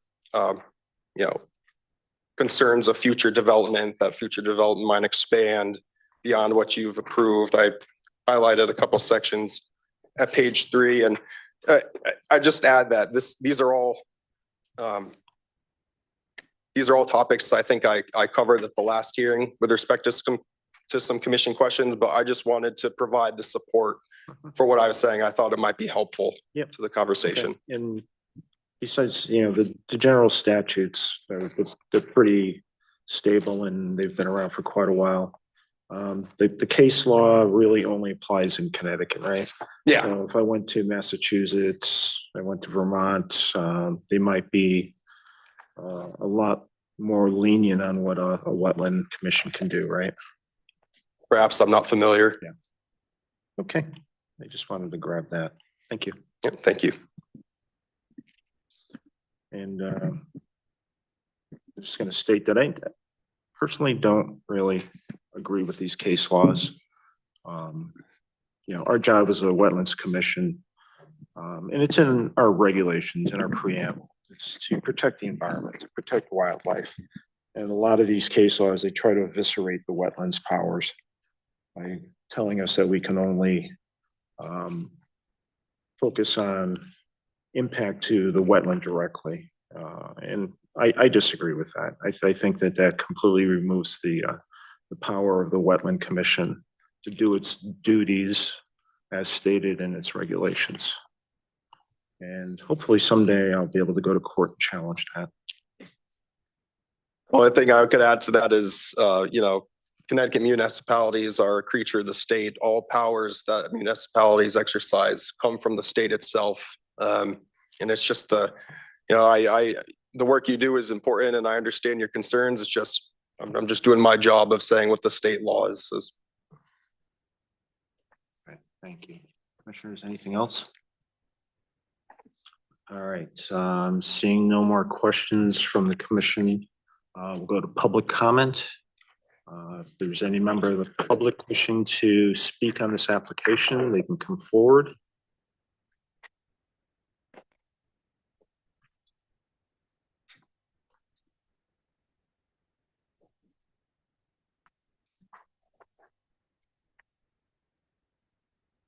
You can just state your name and address for the record.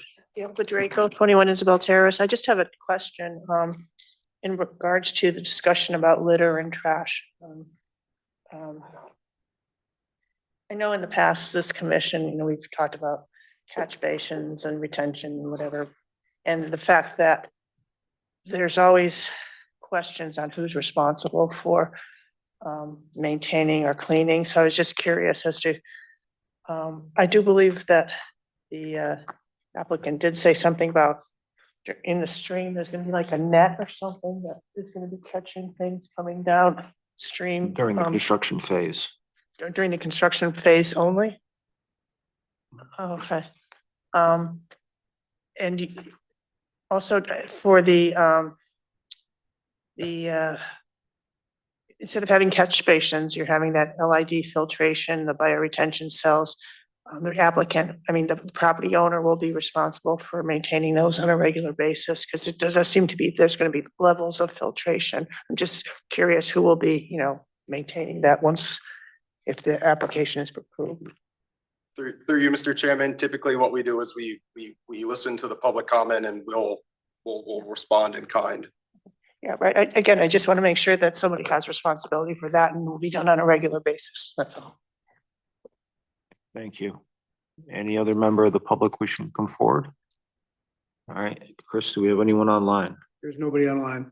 All right, then we'll end public comments. I don't think there's really any rebuttals that need to be made. Okay. So commissioners, what would you like to do?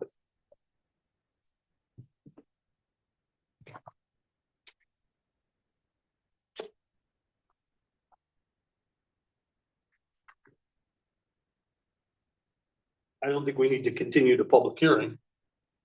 I would agree. I think we've covered everything. Doesn't seem to be much interest from the public. But I don't think I'm ready to vote tonight either. So is that an option, or does the public hearing have to stay open for that? We can close Just the a point public of hearing. clarification, you don't actually vote at the public hearing, I you didn't vote think so. in old business. We will just close the public hearing and then we'll go into deliberation. And if we need more time to go through the materials that were presented, we can do that. So I wasn't prepared to vote tonight. Okay. So not just during this session, not just during this specific period. Okay, duly noted. Chris, That's any just other, me. Chris, any other materials that need to be added to the record? I think as of this evening, we have everything I'm expecting. The last of it came in just before the meeting. All right, Commissioner Morris, did you have a comment? No. Okay. All right, then, can I get a motion to close the public hearing? Moved by Commissioner Wimett. Can I get a second? Second from Commissioner Anderson. All in favor of closing the public hearing this evening, say aye. Aye. Aye. Any abstentions? Any opposed? All right, the motion to close the public hearing is unanimous. At this point, we'll move on to the next item on the agenda.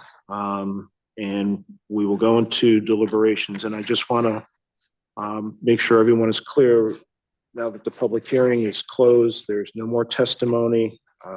We only ask the applicant to clarify details within the application. And we won't take any more comments regarding the application. So we're going to move on now to public participation on agenda items. Any member of the public wishing to speak can come forward on anything that is not on the agenda. All right, seeing no one in the room, anybody online, please? No. All right, going on to new business, presentation to the commission from Town of Newington GIS technician involving potential improvements to our wetland mapping.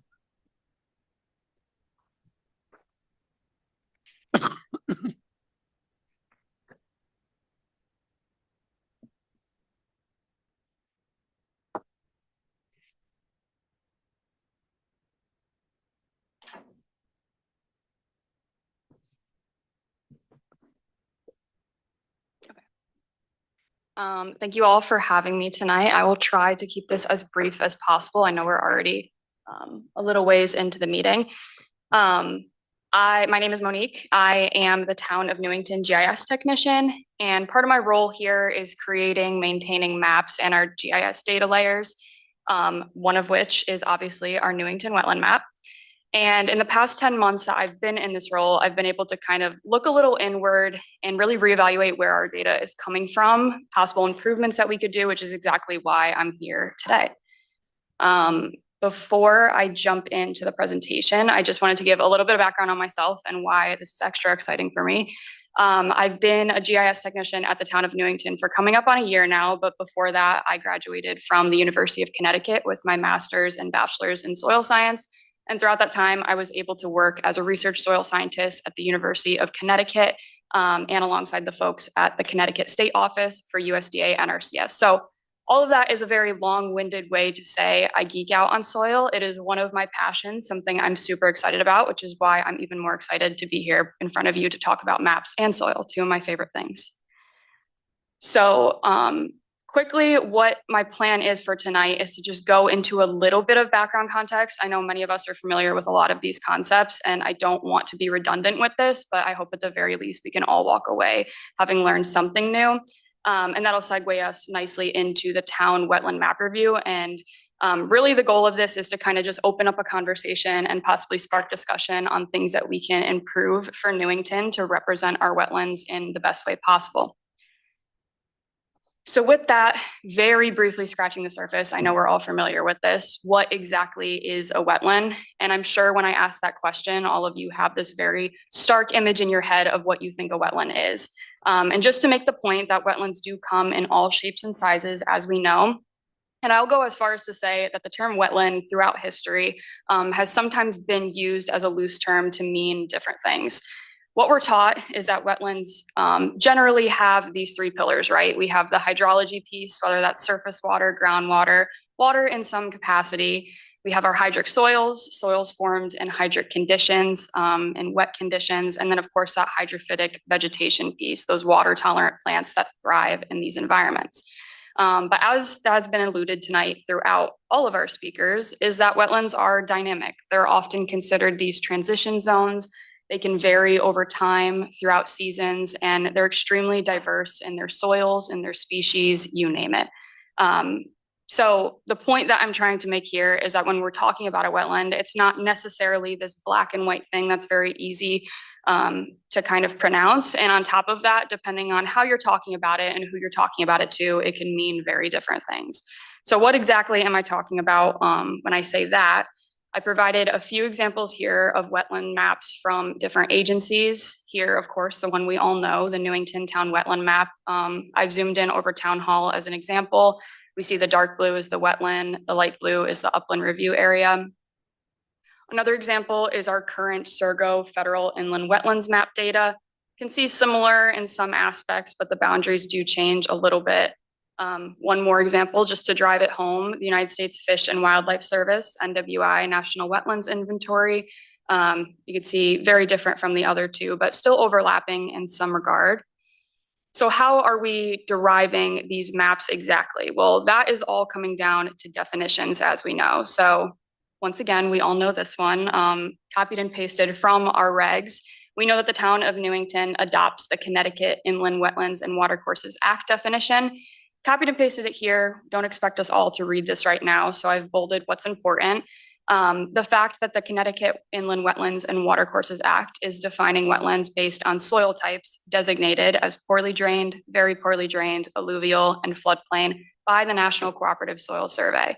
So I've mentioned those three pillars. We know that many municipalities, the state of Connecticut is going off of soil types only for a couple of reasons, mainly being that due to weather events or maybe seasonal changes, it could be necessarily hard with winter dieback, trying to identify that hydrophytic vegetation. Maybe if we were going through a drought, we might not see hydrology. But just because those things aren't there doesn't necessarily mean that we don't have a wetland on our hands. I also bolded the phrase may include filled, graded, or excavated sites, just to drive home the point that just because a site is disturbed doesn't mean it no longer is a wetland magically. We all know that. To further this example, just provided a few more definitions from our other large regulatory agencies. We have the EPA, US Army Corps of Engineers, and our federal agency, USDA NRCS. And I've bolded those kind of pillars that they're mentioning in their definitions. We see EPA is talking about water covering the soil, and then the other two are kind of mentioning and hitting home all three of those pillars. So really just driving home the point that when we're talking about wetlands, we need to be cognizant of what context we're talking about them in and what definition is necessarily being used to populate the map at hand.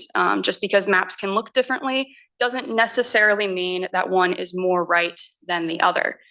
Which kind of brings me into my next point, is exactly what is the most, quote, accurate way in order to delineate a wetland, and how do we even know where to put wetlands on the map?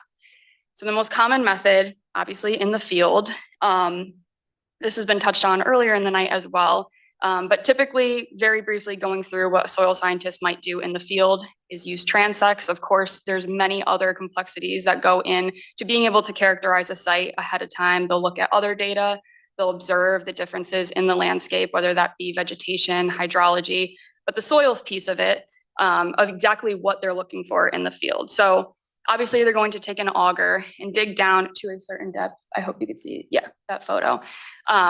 And hydric soils and soils in general are coming in many shapes, forms, and sizes.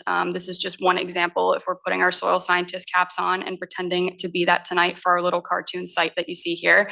So A is representing one of our classic upland soils. You can see that it overall looks sandier. It's a little bit more dry. And of course, if we were out in the field, we would be doing a lot more than just looking at a picture. A thinner organic layer, you can see it kind of has that reddish hue to it, telling us that oxygen has hit it at some point and oxidizing those iron. B, our classic wetland soil, that's that thick, mucky, wet organic material. There's not too much oxygen to be able to help the decomposition process. And then C is kind of what I'm characterizing as our transition soil, that clay material. We might even see some ribbons of redoxymorphic features telling us that water and just the conditions in general are fluctuating throughout time. Again, a very simplified explanation, but if I were a soil scientist putting out my wetland flags, I might flag the red flag and the green flag. And say I found an upland soil at flag A and a wetland soil at flag B, I would just slowly inch closer and closer until I came at that transition zone. So it's a fairly tried and true way in order to see where our boundaries are. This is an unbiased party going out into the field and making a scientific observation as to where this wetland boundary might be. And so this is obviously the most ideal method, but we're not going to have a soil scientist come out to every inch of the United States and mapping it. So the next best thing is remote sensing. And remote sensing is kind of a vague, broad term that is an umbrella term for a lot of different things. In layman's terms, it's being able to identify changes or characteristics in the landscape from our computers using many different resources. Things like aerial imagery, other GIS data layers. Maybe we're going to look at elevation, depressions in the landscape, patterns over time. So this is, once again, a very simplified example here. This is Horse Barn Hill at the University of Connecticut out in the horse pastures of Valentine Meadow. And we all can look at this photo and immediately see some distinct changes in the landscape. We see that there's areas where the grass pasture is moving to this brown vegetation, which happens to be Phragmites. We see some ribbons of hydrology, definite surface hydrology in the center there. So if I were to give you all a highlighter, you might loosely say, okay, we at least know something is going on in this area. The gist of remote sensing. Now, remote sensing, although we're not actually boots on the ground digging up the soil beneath our feet, it doesn't mean that it's not a fairly accurate way in order to characterize these landscapes. I give the analogy that if I'm looking through the Zoom camera and I'm trying to see what color paint is on your walls, I can get a fairly good idea of what that color is. But of course, if you're actually in the room and you're looking at your walls, you're going to know for sure the best, most accurate color that you have there. Last contextual slide, I swear, before we get to the meat and potatoes as to why I'm here, is terminology.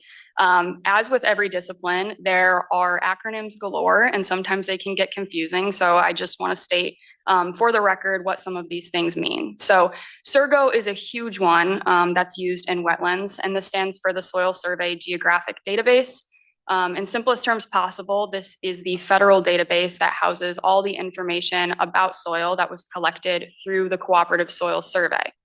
So SURGO is kind of a culmination of a lot of data sources. I will go on to speak in the next bullet that these data sources are valid. It's not like anybody at home can just input some soil data. It's not the Wikipedia of soil, I will say. But it can sometimes combine these two methods of field mapping and remote sensing.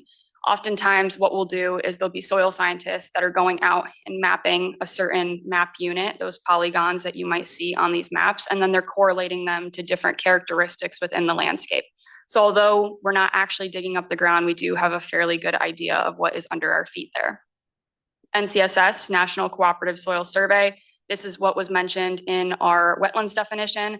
And this is the collaborative effort of USDA soil scientists, but other partners, whether that be college professors, college research labs, state labs, in order to collect this soil data. So we could think about it as the National Cooperative Soil Survey is the actual effort and the boots on the ground collection of this data, and it's populating this federal maintained database, the Soil Survey Geographic Database, SURGO. And then I included this last bullet just to clarify this as well. The Connecticut Inland Wetlands Map equals SURGO data. So any single time that you go on any of these Connecticut resources, whether it be the Geodata portal, Connecticut Deep, you name it for our environmental data, whenever you see something labeled as the Connecticut Inland Wetlands Map, just know that that data is being sourced from SURGO. As we saw in the definition, our Inland Wetlands and Watercourses Act directly references our federal definition of soil. So that's any soils that are those very poorly drained alluvial floodplains. So it's all culminated under this one umbrella. So now getting to why I am here tonight. Our current town wetland map, something we're all very familiar with. So we know that our current adopted town wetlands map combines that SURGO data as a base layer. Back when this was originally established, we know that at the time they took the SURGO data that they had and put it on a map. And then throughout history, as wetland map amendments were brought to the commission and were approved, they were amended throughout time to kind of create the document that we know today. But two potential problems that I just wanted to raise concern of and bring to your attention, that is something to think about. Firstly being that we know the SURGO data, this has been brought up before, that was originally used is, I would go as far as to say, extremely outdated. At minimum, it was done in the 80s, if not before that. And I have some visuals to show you in a couple of slides down the line. But to clarify this, SURGO data, there are yearly editions of the data being created. As with anything, as with any discipline, technology and science advances, we find out more information about soils. We find out better ways to map them, certainly better technology to map them since the 80s. I was part of the team who is reevaluating the soil that we have in this database. Sometimes soil series are discontinued or retired. Sometimes we find out other information about how the landscape might affect the soils. All of that to say is, as with anything, we find out more information over time. We have access to better data, the same exact data source. It's just that that was not originally used for our exact map. And the second point I put on here that I'd love to talk about is that not all field verified wetlands actually progressed into map amendments, we know. Just because someone hired a soil scientist to collect this valuable data in the field doesn't necessarily mean that they went through the process and were able to get it amended on our map. And putting on my scientist hat here and looking through that, The way I see it is just because it wasn't amended on the map doesn't necessarily magically mean that it's no longer a wetland, right? That wetland's still out there. It just might not be represented on our map.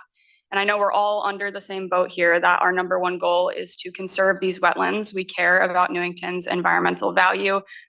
So if we can represent it and we can protect it in whatever aspect we can, why aren't we adding it to the map in my eyes? So I put we are potentially missing, but I would go as far as to say we're probably definitely missing at least some valuable data throughout the past 40 to 50 years.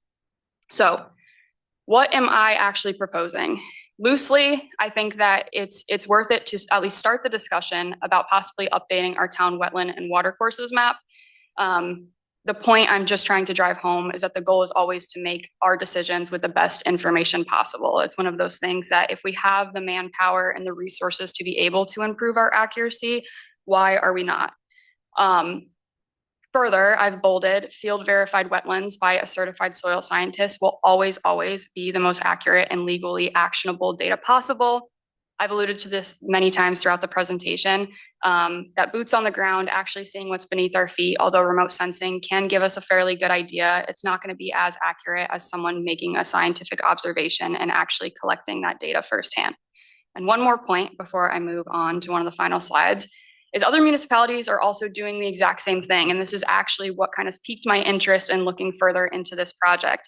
As recent as last month in 2026, East Hartford did it, but other municipalities are following suit, is that they are also questioning where their data is coming from. And to say that something is our ground truth coming from many, many years ago, I think it's worth a shot and doing Newington more justice to be able to at least question where our data sources are coming from, to be able to make these decisions with the best information possible. So specifically, getting a little more in depth here, what I would propose is the same exact way that our map was created 40 to 50 years ago, but just updating the base map to be the most recent edition of that Surgo data. We know more technology, more recent valuable data points would be on this, and then to merge it with the hydrography from either Connecticut Deep or MDC, all things that we can discuss. And I know a huge concern, of course, especially with Newington being rapidly developed, it would be decreasing wetland area. And I have handouts and a mock-up of what this would actually look like in theory. But if anything, this would increase wetland map coverage in town. And we can get more into that in the following slide. So with that being said, kind of an additional point onto that is if we were to go through with this, we could either use this new base map and kind of start from scratch. Anything that comes to the commission after that could be amended, or I could even go throughout history and see what I can find to add all of the previously approved wetland map amendments in our town clerk records and our map records approved by you guys back to a specific date. So either way, we're really not changing anything about the process. If anything, we're keeping it the exact same, just updating it to have the most accurate data possible at our fingertips. Bullet 3, this is kind of going into that last point I had on the previous slide. The possibility to authorize GIS to add field verified wetlands to the wetlands map, whether or not they're approved as amendments. Again, this is something to decide. I said it before, but it would still be approved with each revision. You would still have the same process go through it, but again, those wetlands are still out there. And if we had somebody do the work for us and have that service done, I think it would do it a great justice to be able to represent that on our map. So this is the example of what it would look like. It might be cut off by my camera, but again, I have some handouts here. So on the left is our current town wetlands. On the right would be the proposed wetlands using just updated data. And then the difference is the overlay in the middle. So anywhere that you see blue is essentially being added wetlands onto our town wetland map. There's a few areas here that you see that like pale green light color, which technically would be where we currently have wetlands, that the new model does not propose wetlands, but either way, they're being overlapped at least in every area. I will end on this slide and come back to it so that we can leave this one up, but I do just want to add this one thing. This was a historic 1984 wetlands map that I found within our records. I was only able to find the southeasterly portion of Newington, but just to give you an idea, same overlay map of the proposed versus current wetlands, but the black lines that you see are the boundaries that we adopted back from 1984.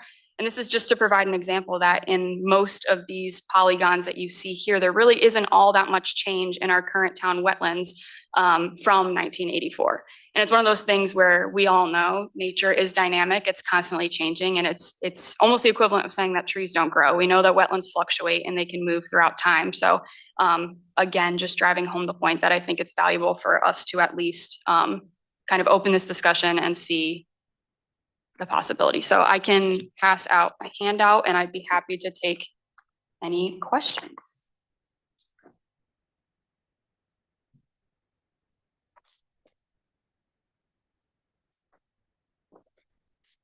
It might be hard to see, but just to give a general idea of what we do. Thank you.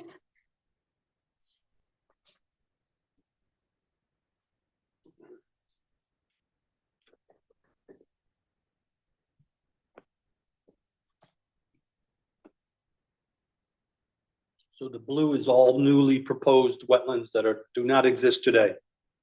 Do not exist on our current On town map. wetland map. Yep. So I see some in the middle of neighborhoods, so that's gonna put a lot of, make a lot of interesting applications. Yeah, but of course they still have to go through the same process. It's just the representation of what we have as our town wetlands. Correct me if I'm wrong, but they would still need to, if it got to that process, still hire a certified soil scientist and go through the same process. Okay. Correct. But the assumption would be that it was a wet. You're saying that we would adopt this as a new map, correct? Yes. So then the assumption is that it's a wetland. They would have to prove that it wasn't. Yep. Yeah. That's gonna keep you busy, Chris. Busy all the time.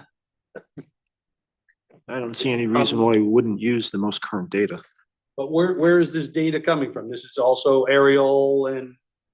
Yep. So Sergo, the federal database, like I said, it is a culmination of different data sources. It is a database, but it's all valid, verified data, mostly collected through our USDA soil scientists. And as I mentioned, the most common population method for that is the combination of field verifying different points and then correlating it to different landscape values. So say I know that ridgeberry soils happen in a certain slope, a certain elevation around certain soils. I could then correlate it to different areas in the landscape to hypothesize that that soil would be there. So that's a very simplified answer, but. So what do you need from us to make this happen? Well, it happens to correspond with the ongoing regulation change. So in the process of doing the regulation update that we've been talking about on and off for the last few months, one of those regulation changes would be how the map is adopted. So we would have to adopt the GIS product as our new standard map and the process by which we change the map to accommodate the new technology. So how do the other towns do it? Do they update their regulations to adopt this technology or? So again, correct me if I'm wrong. I actually printed out some of the regulations and highlighted what's relevant to us. In the regulations in section 3.1, it says that the agency may use things like aerial photography, remote sensing imagery, all of the things I proposed, and that we may update it, quote, amend its map as more accurate information becomes available. So it seems to be written in the regulations that it's something to do. I don't think that we would need to redo regulations to this, but again. But we're doing it anyway, so we should Okay. clarify the language Okay. to Then that, more explicitly allow what we're talking about. okay. If we weren't in the process of beginning a regulation amendment, Okay. I wouldn't necessarily bring it up, Propose, yeah. but we're doing that. Well, So, Okay. But there's nothing in there that disallows it. beg your pardon? There's nothing in the regulations that disallow it, right? No, but this is again, if we're in the process of amending the regulations, make it clearer. What exactly would we do to make it clearer? This is the to be determined part. This is the ongoing discussion that Monique alluded to earlier. This is the overview for the commission to look at and to digest and say, as we go forward with this regulation amendment, what do we need to do with that section that better, let's say, authorizes Monique to make the changes as we do this. That's what I'm getting at. Yeah, I think just to clarify Chris's point, because now I fully understand. So like this slide, for example, there's kind of some question marks on here of things that we would need to decide. This could be even a process where I come to you with a more blown up map and we can look at different things. My second bullet, we would have to decide whether or not we kind of wanted to adopt this and start from scratch, or if you guys did want me to go throughout and kind of add previous historic wetland map amendments. If we were gonna go back and add wetland map amendments that have been approved throughout history, we would have to decide what date we want to go back to. I mean, is a 1980 delineated wetland still valid? Do we want to do more recent? So to what Chris's point is saying, there is some stuff to very specifically figure out on how we would define what we want to do going forward as far as that. But yeah, I don't think loosely there's anything. All right, then, just allowing it. so would you work with Chris to come up with the wording for the change to the regulation? Is that how this would work? It would certainly be an option. I Yeah. mean, we would do that on the staff level anyway. But when the subcommittee meets to start discussing the regulation changes, this is where I would introduce this. And if I needed to bring Monique along to clarify a point that I'm not all that good at. Right, okay, so then are you gonna come up with draft wording for whatever modification we need to the regulation? Well, first, the subcommittee needs to get together and figure out what its scope of work needs to be. Okay. Do you know what the percentage of increase is here? I do not, but that's a quick calculation I can do and email it to you. Seems maybe? significant, and I see the like middle of neighborhoods. I'm just curious, how would, you know, in the middle of fully developed neighborhoods, how did we do a flyover and determine that those are wetlands now? So it's not necessarily a flyover. Again, this is based on soil types. So this is what Connecticut NRCS Surgo federal data is defining as poorly drained, very poorly drained alluvial floodplain. Historically. Historically. I think we can, No one's gone out there and tested someone's backyard soil. no, and that's exactly the point that I was trying to make. Some, It seems, I don't know, it seems a little bit of a stretch to now claim that those are wetlands as in a fully developed neighborhood. I could so, understand in where it's bordering, you know, already existing wetlands, but when we go into the middle of a fully developed yeah, neighborhood, of course. it's a wetland. Because I'm sure what you're thinking is, yeah, we're saying that this is like a huge swamp, there's water, whatever. And of course, I just want to drive home the point that these maps are simply references. We can't even definitively say that our current town wetland map is the same exact thing, where we know that there's a wetland at every single inch. These are just merely references for us to be able to say, okay, we think we should look further into this if someone is coming and wanting to do something on this. Of course, it hasn't been mapped every inch of Newington. We haven't had a soil scientist go out there, but I will just say, if anything, this is far more accurate than what we currently have. And it was done in the same manner where, of course, with both, we can't necessarily, but I 100% see what you're saying though. If somebody suddenly sees that their backyard is now classified as a Not the wetland, backyard, the whole neighborhood. the it whole could street. raise concerns for sure, but it all comes down to soil type and they would have to go through the same exact process. And if there's not a wetland there, there's not a wetland there. It's just merely a reference in order for us to protect Newington's natural resources. I'm all for that, but that does put a burden on the homeowners as well. though. All right, so Nicole, what do you, or I'm sorry, Monique, right? Monique, yes. In your experience, the mapping data is accurate or to what percentage? So accuracy can be a tricky word. There's not necessarily a percentage out there. As I mentioned, the point as to why I was going over, you know, the field verification versus remote sensing, both can produce fairly accurate results. I can't give you a definitive statistic as to how accurate it is. I will just say from personal experience, one of my thesis chapters in my master's dissertation was actually field verifying Surgo data in some of the Connecticut watersheds. So this exact thing that we're talking about. In 3 major watersheds in Connecticut, we did find that it is fairly accurate. There was only about a 3 to 5% difference within what Surgo said and what the data was actually found. Again, we can't say that there's definitely a wetland or definitely not a wetland. It's more so just picking and choosing what we can do to create the most accurate product with the resources at our disposal. But again, the alternative would be relying on something that has been created many, many moons So ago. would you say that's a 3 to 5% margin of error? Again, I don't want to throw out like a set in stone turn because I don't have those numbers definitively calculated. But from my experience and my opinion and knowing what goes into the creation of that data, I would say that it is fairly accurate. Okay. I'm far more comfortable knowing that it's that low. So a couple of months ago, we had an applicant come in and kind of similar to what we were looking at here about field verifying data. They had points from their wetland delineation. Would it be possible to change in the regulations that if you collect GPS data, you have to give us a shapefile to help streamline the process of amending our wetlands data? In other words, request that from the applicant as part of their. As part of their application, yeah. I'm just curious, Matt, would that be something that would be difficult from the practitioner's end? We're already sending it to these guys when we do it, so it's just adding an email onto it when we do. It's readily available and most, I don't think most applicants, it's already publicly available on a map. So it's just providing that data. Typically, we'll provide the CAD drawings as well to these things to certain engineering, for staff review. So I don't see a functional difference there. Okay, so it sounds like it's not hard to do. It's just now a matter of making sure we have the authority through the regulation to be able to. That's what I was thinking is like, can we require a specific, like, you need to send us a GIS shape file or a CAD like drawing in order to do that? You're referring So- to the one that had points off of the subject property though, right? Yes, but the Can't- shape file data itself is still useful and can be used to amend it instead of having to like go in and try and trace it. And I work with GIS Did at see work, there, so that's, yeah. Yeah, the behind the scenes is not necessarily pretty when I just get like a paper map, but that would be entirely helpful. And it could just make it a lot easier and a lot more accurate in the future, so. More accurate for sure.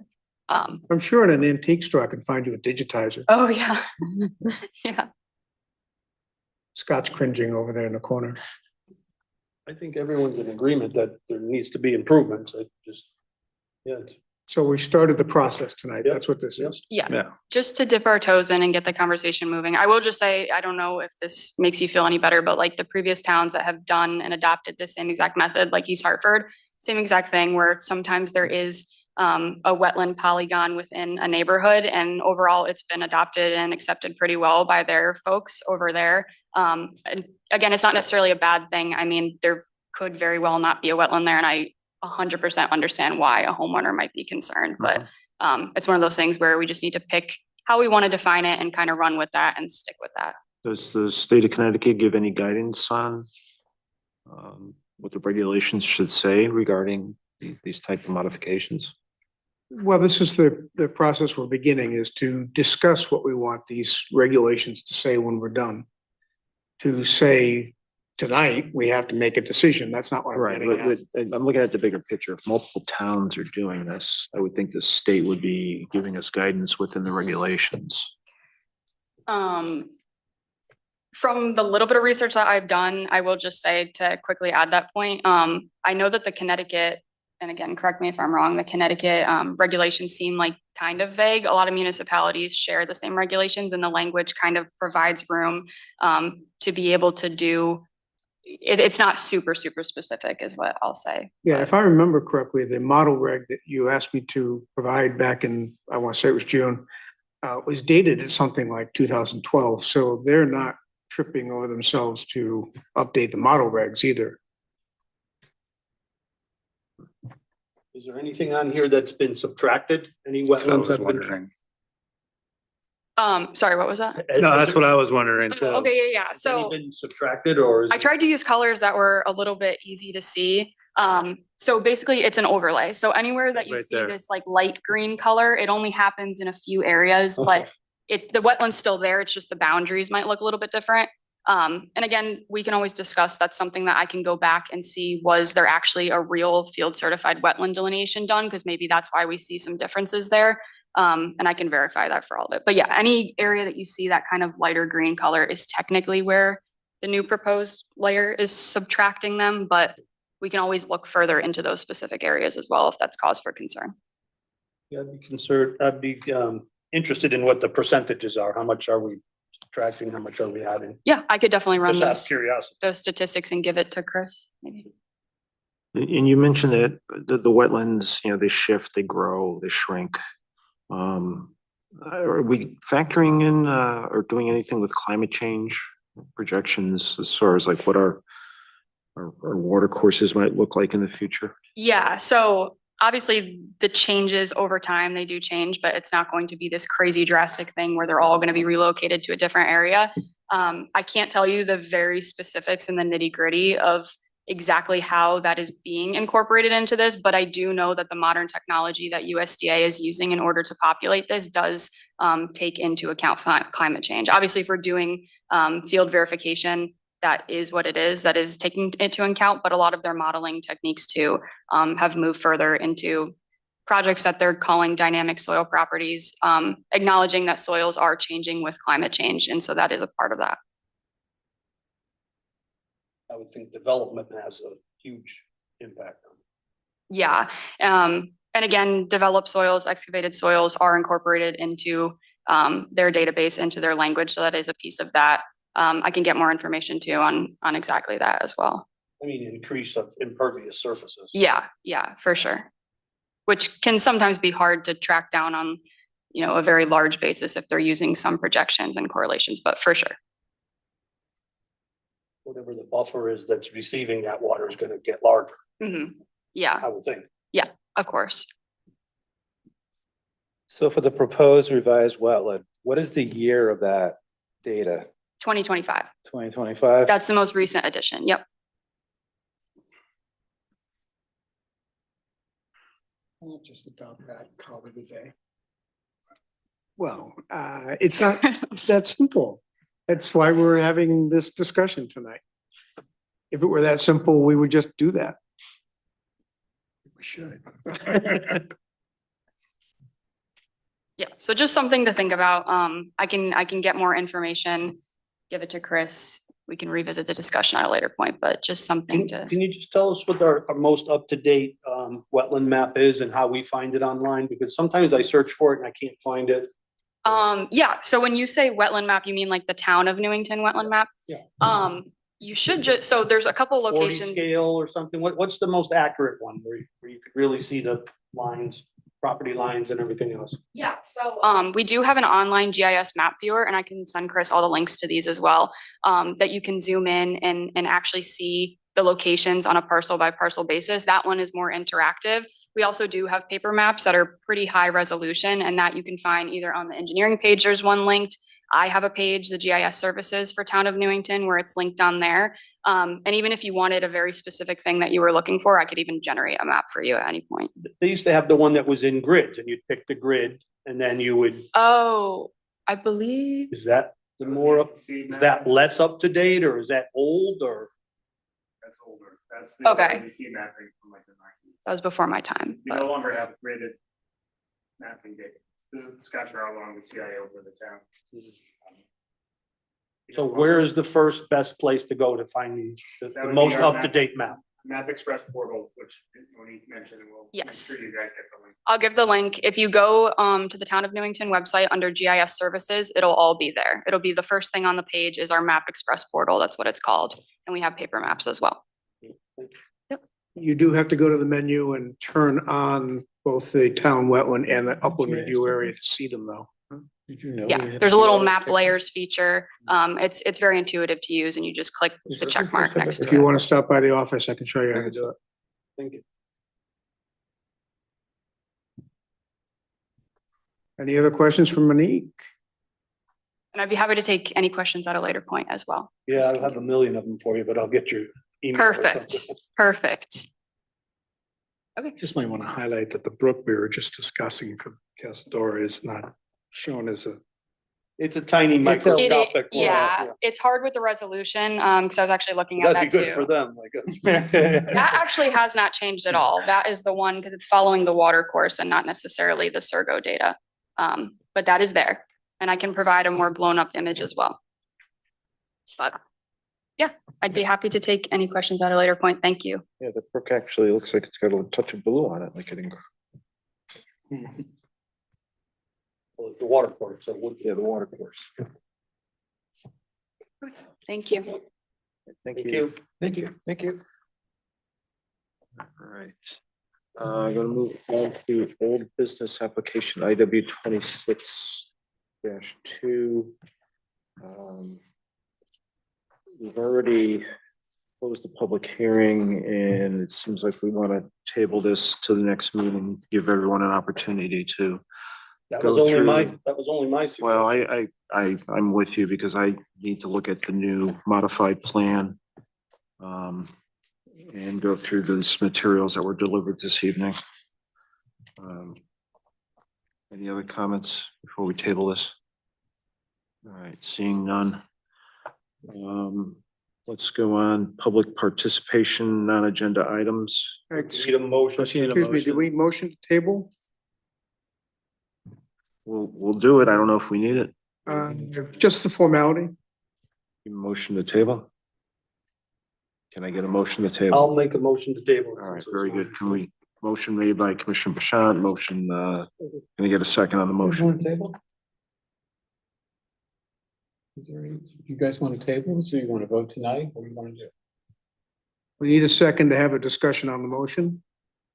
Need a second on the motion. I'll second the table tonight. All right, any discussion on the motion? They could vote any way they want, and if they overrule the motion, then this No, doesn't pass. it's just the motion to table. Yeah, I understand it, but I'm saying they could vote any way they Alright. want. All in favor of the motion to table, say aye. Aye. All right. Aye. Any abstentions? Any against? Motion passes unanimously to table. Move on to public participation on agenda items. Anyone in the room wishing to speak, please come forward. Okay, we're seeing none. Anybody online, Chris? There is actually less online. Well, that's our guests that are leaving who have signed off. So no, We still have our commissioners online. we do still have all three, yes. Then we'll go on to communications and reports. First one is aging communications. I have very little for you tonight. I have received a notice for permit for pesticide applications for Apple Hill. This is an annual application they have to make with DEP. It is the same vendor who does our mill pond pesticide application. So this is a routine thing. It does need to be mentioned, to the commission. They have some type of water course up there. They have a pond. I don't know if it's a detention pond or if it's a water body. And they treat it like we do Mill Pond and Churchill Park and stuff grass. Well, maybe they'll dredge it this year. Oh, we're at the work. That is all I've got. It's been quiet. Okay. Town council liaison communications.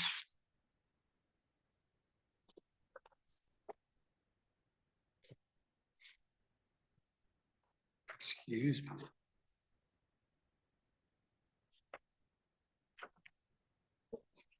Hello, ladies. Good evening. Well, our last meeting, last Tuesday, we started with the public hearing, the first public hearing regarding the budget. We are deep in the midst of budget season. Other than that, let's see. We did, under old business, look up the recommendation for the permanent, from the Permanent Municipal Building Committee, and that is related to looking into a shelter facility. Connecticut Canine is, well, we're not quite sure what's going to be it eventually will be sold, and it's used now by the town of Newington, by our animal control officer and police department to house animals, primarily dogs that, are found wandering or for whatever reason. What we're looking into now is with recommendations from the Permanent Municipal Building Committee to look into possibilities of where a shelter for the town of Newington might be situated. And we have not, but others have looked into seeing if there was capacity in any of the surrounding towns. We How looked much in, space do you need? Like, how much space are they using now? The, Couple of kennels? about, they- yeah, it yeah, could be up, what, up to 10? up to 10, yes. Can't fit that at the highway garage or? Well, there's the permanent, the building committee, was charged with, because it is a state mandate, unfortunately. To have these and kennels. funded, right. We've been using Connecticut K-9 basically with no charge. But it's at the maximum, the police department has said that at the maximum, they would want 10 cages, Mhm. kennels, whatever. The beauty of Connecticut K-9 is it meets all standards at this point. Quiet over Requirements, so Mhm. there's that, but the facility itself has up to like 30 cages. So there's, the issue is, well, there's a lot of issues, but as Deputy Mayor said, this building committee has explored an awful lot of options. They did contact other towns Mhm. such as Berlin, Rocky Hill, whatever. No one at this point seems interested. We looked into Bloomfield. And, That's yeah. $60,000 a year Right. that the Well, town of Newington would be What they would paying. be doing is that we could have a lease with Bloomfield. And anytime we would, the animal control officer was, or whatever, would have to be driving the dogs back and forth, whatever, for 60,000 a year, plus who's ever gonna be driving them back and forth. So that was not deemed to be the most viable option. We looked into, or they looked into building another facility here in Newington on town-owned land. The thing that came to mind was landfill. And that seemed like ideal because it was not in a residential area or whatever, but because of the DEEP, and it would have to be, you can't, there's a regulation where it couldn't be used because of the capping and the potentially hazardous or soil conditions, whatever, I don't know, but that was had to be ruled out. Any other place town-owned land in town is near residential areas. And, what neighborhood wants, 10 wild dogs barking, all night long. So they did their due diligence, and at this point, the committee felt that because the facility, the K-9 facility off of Maple Hill was the best of the options, they came to us and said, can we authorize the town manager to start negotiations to see if there's an agreeable or amenable purchase The entire price? property? It would be the property, but not the house where, that's right off of Maple Hill. It's the kennel behind it. There are two houses, one on either side of this private road that goes Right. down It'd into be a Connecticut right-of-way. K-9. But I think it's a pretty significant sized property. It's mostly wetlands when it goes It's downhill. mostly. It wetlands, is. right. It is. So, you couldn't really build. It's significant property, but a lot of it is not buildable or developable. But the building itself is fully functional, has been used. It meets So- all the requirements because that has to be maintained in order for it to be a state sanctioned kennel. But there's a lot of extra space because 10, the need for 10 cages versus that's 30 there. Plus there's 2 levels and there's because it was used for training, whatever. So the thought is if the town did purchase it, they could use that extra space for other, for storage, for, what offices, whatever. To the dog boarding business. Yeah. Oh, yeah. Keep However, Hopefully not. yeah, Homeless people. Put an EOC there, maybe? but, yeah. It's The highway right department is not good because too much, too noisy, too. At where? The highway department. The Milk Lane, the large facility we have there where they have a fire training. They do have a They- pistol range there, so that might not be. There isn't space because which would, number one, was determined that it would mean a new build. Even though town owns that property, but there would still need to be a new build.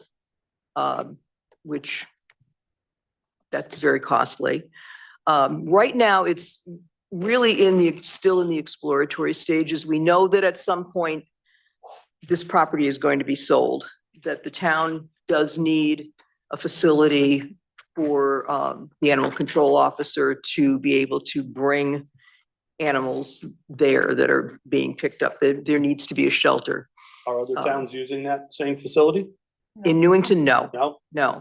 It's That could be a private. that could be a possibility, but 60,000 a year. Well, they did, reach out again, and there's possible interest. I don't know whether it was Cromwell or Rocky Hill or whatever, possible, but nobody's committing and saying, yeah, hey, we want to go in. Yeah. And then, some are saying, well, maybe we can just, a private owner would want to lease this out and then, subcontract with the town. But then that's, again, how many people want to get into the business of managing a kennel for that large of a. So, I mean, it, again, as Deputy Mayor said, it's exploratory, but because the property is on the market now, we just wanted to start some negotiations to see what we could, what can we, maybe there's a deal there, maybe there isn't, but the action was taken to authorize the town manager to start.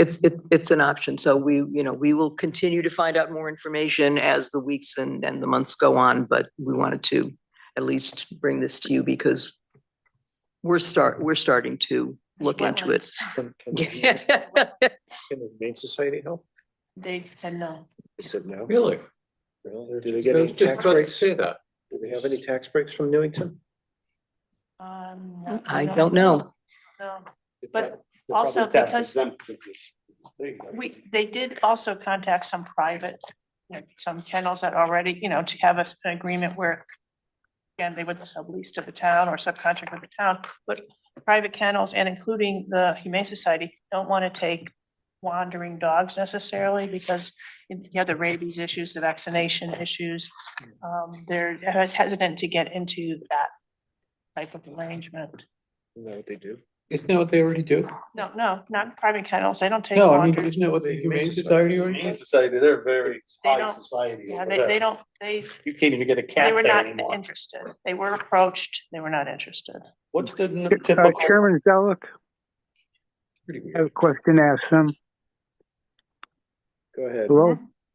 Yes. At one time, we were sharing, animal control officer, position between using Weathersfield and Newington. Is that still?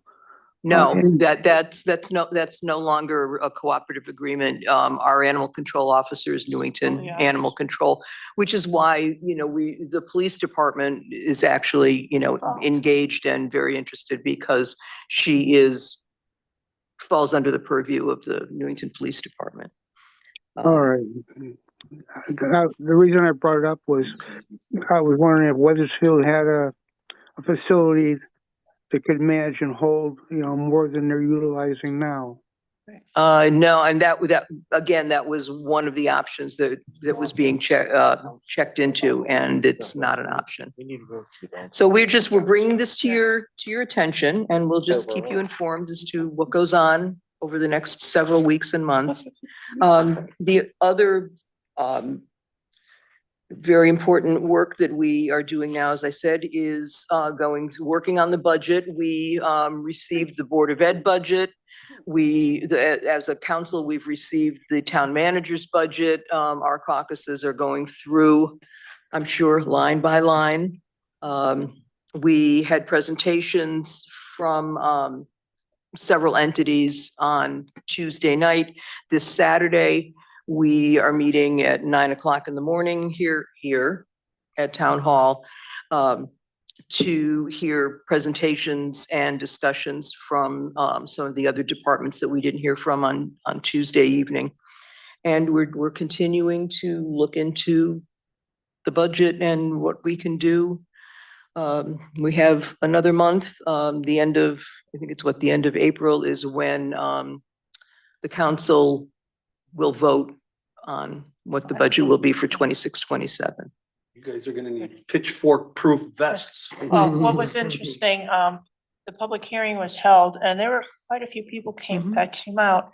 And what I was pleased with is there were people that normally don't come out, for the first timers that came out to speak about it because, and I encourage all of you, if you haven't already, to look at your, the new appraisal that you got on your property and to compare it to what the proposed mill rate is going to be. And you will be surprised, most property owners, the increase is going to be between 20 and 30%. Significant, yeah. So Shockingly significant. This is, you know, it's a state mandate that every 5 years towns have their Revaluation. reval. And that's what we're in the midst of now with, there's been a reval in Newington. And now we're just working very hard to see what we can do. You know, most of us, all of us, I think, on the council are being hit hard and hurting as much as other members, other residents. But, you know, I agree with what Councilor Budrako said, that I was very pleased to see the number of people come out and actually speak. They didn't have pitchforks. People were very concerned. Aren't belligerent? No, I think these were very good conversations. And I'm very pleased. There will be another, and I can't remember the date, but there will be another public hearing that will take place. The first meeting in April. Is that what whatever. it is? Yeah, but you know, it is, for people on a fixed income, particularly if you're just Yeah. getting Social Security, whatever, that will be. But because of the revaluation and the change in the, you know, the increase in the residential property value and the commercial grand list has decreased, more of the onus is on the residential property to complete for the taxes. And it's just going to be even if there was no increase whatsoever in spending, none whatsoever, we kept it like 0, 0, 0, your taxes would still go up simply Because of that the differential. differential, between, right? Residential. Right. But I heard condos are even higher than residential. Regular than single family house Yeah. residential. That's what I heard. I'm not sure if that's true or not. So, It's gonna be hardest for the people who aren't paying attention to it, and they're just gonna open the bill someday, or they're gonna see their mortgage with the escrow, you know, for their taxes increase 200 or even more dollars per month. So that's gonna be hard on them. I know is it the assessor's office? No, where they've been doing, they have had The appeals. hearings, the appeals, and people have been taking advantage of that. But we're doing what we can, and we'll continue to work. We've been, as I said, we've been meeting, we've been caucusing. You know, this is something that we take very seriously, obviously. So we will continue to do this through the rest of this month and then into April. Do you have anything else that you want? No? about it. All right, Thank you. thank you. Moving on, pond life and education. Yes, Chairman Zelik. I have nothing to report. I'm just looking forward to the spring coming and the new plantings that were put alongside the area where the bridge was replaced. That's all I have to say. Thank you. Okay. I want to just brief the commission quickly. We hear about this NDDB, that natural diversity database, you know, these soil scientists bring up during the presentations. I had an opportunity to fill out the online form. I did see a bald eagle behind the old WPOP building in that marsh. So I reported that, and state of Connecticut actually responded through email asking me more questions. So the online form it's a little kludgy to use, but it's out there. So if you do see anything unusual, any thing that you like to report, I would encourage you to do so. Did you see a nest over there, or was the bird just? Well, that on was ground? the first question. Well, that was actually the second question they asked. The first question they asked was it a mature bird or an immature bird? And then the next one was, did you find any nest? I wasn't going to go in there, so I can't answer whether it's a nest or not. They're pretty discreet, I think. But they're pretty large too. Yeah, well, yeah, they're gonna be way up. I saw my first one that like absolute confirmation. It was in my backyard being chased by 2 hawks, so that was quite interesting. Yeah.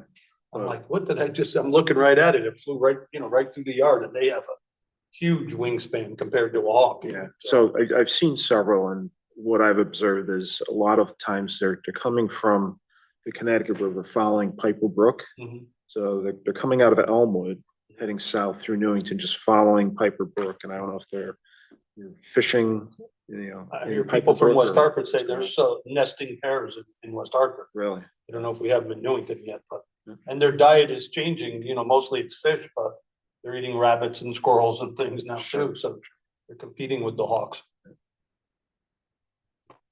Just a Yeah. little trivia, you know why they call them bald? Anybody? It's not, I always thought it had something to do with their hair or, lack of it, but, it's called piebald. And that's a common name for any animal that has two tones, mostly black and white. So you have piebald, it's Piebald. Piebald horses are black and white horses, so. So a little trivia. Learn something. Has nothing to do with their hair or anything. All right, anything else to report? I notice our AV seemed to be working pretty well this evening. Miracles happen. All In right, time, you'll figure it out. so, motion to adjourn, So moved. moved by Commissioner Lamette. Can I get a second? You can't because you're not seated. You're an alternate. Second by Commissioner Bashan. All in favor, say aye. Aye. All right, have a good night. Everyone at home. It's all the news from Lakeville. Right past 15. From Casadora. Yeah. That's one. Yeah. Red Mighty Swamp.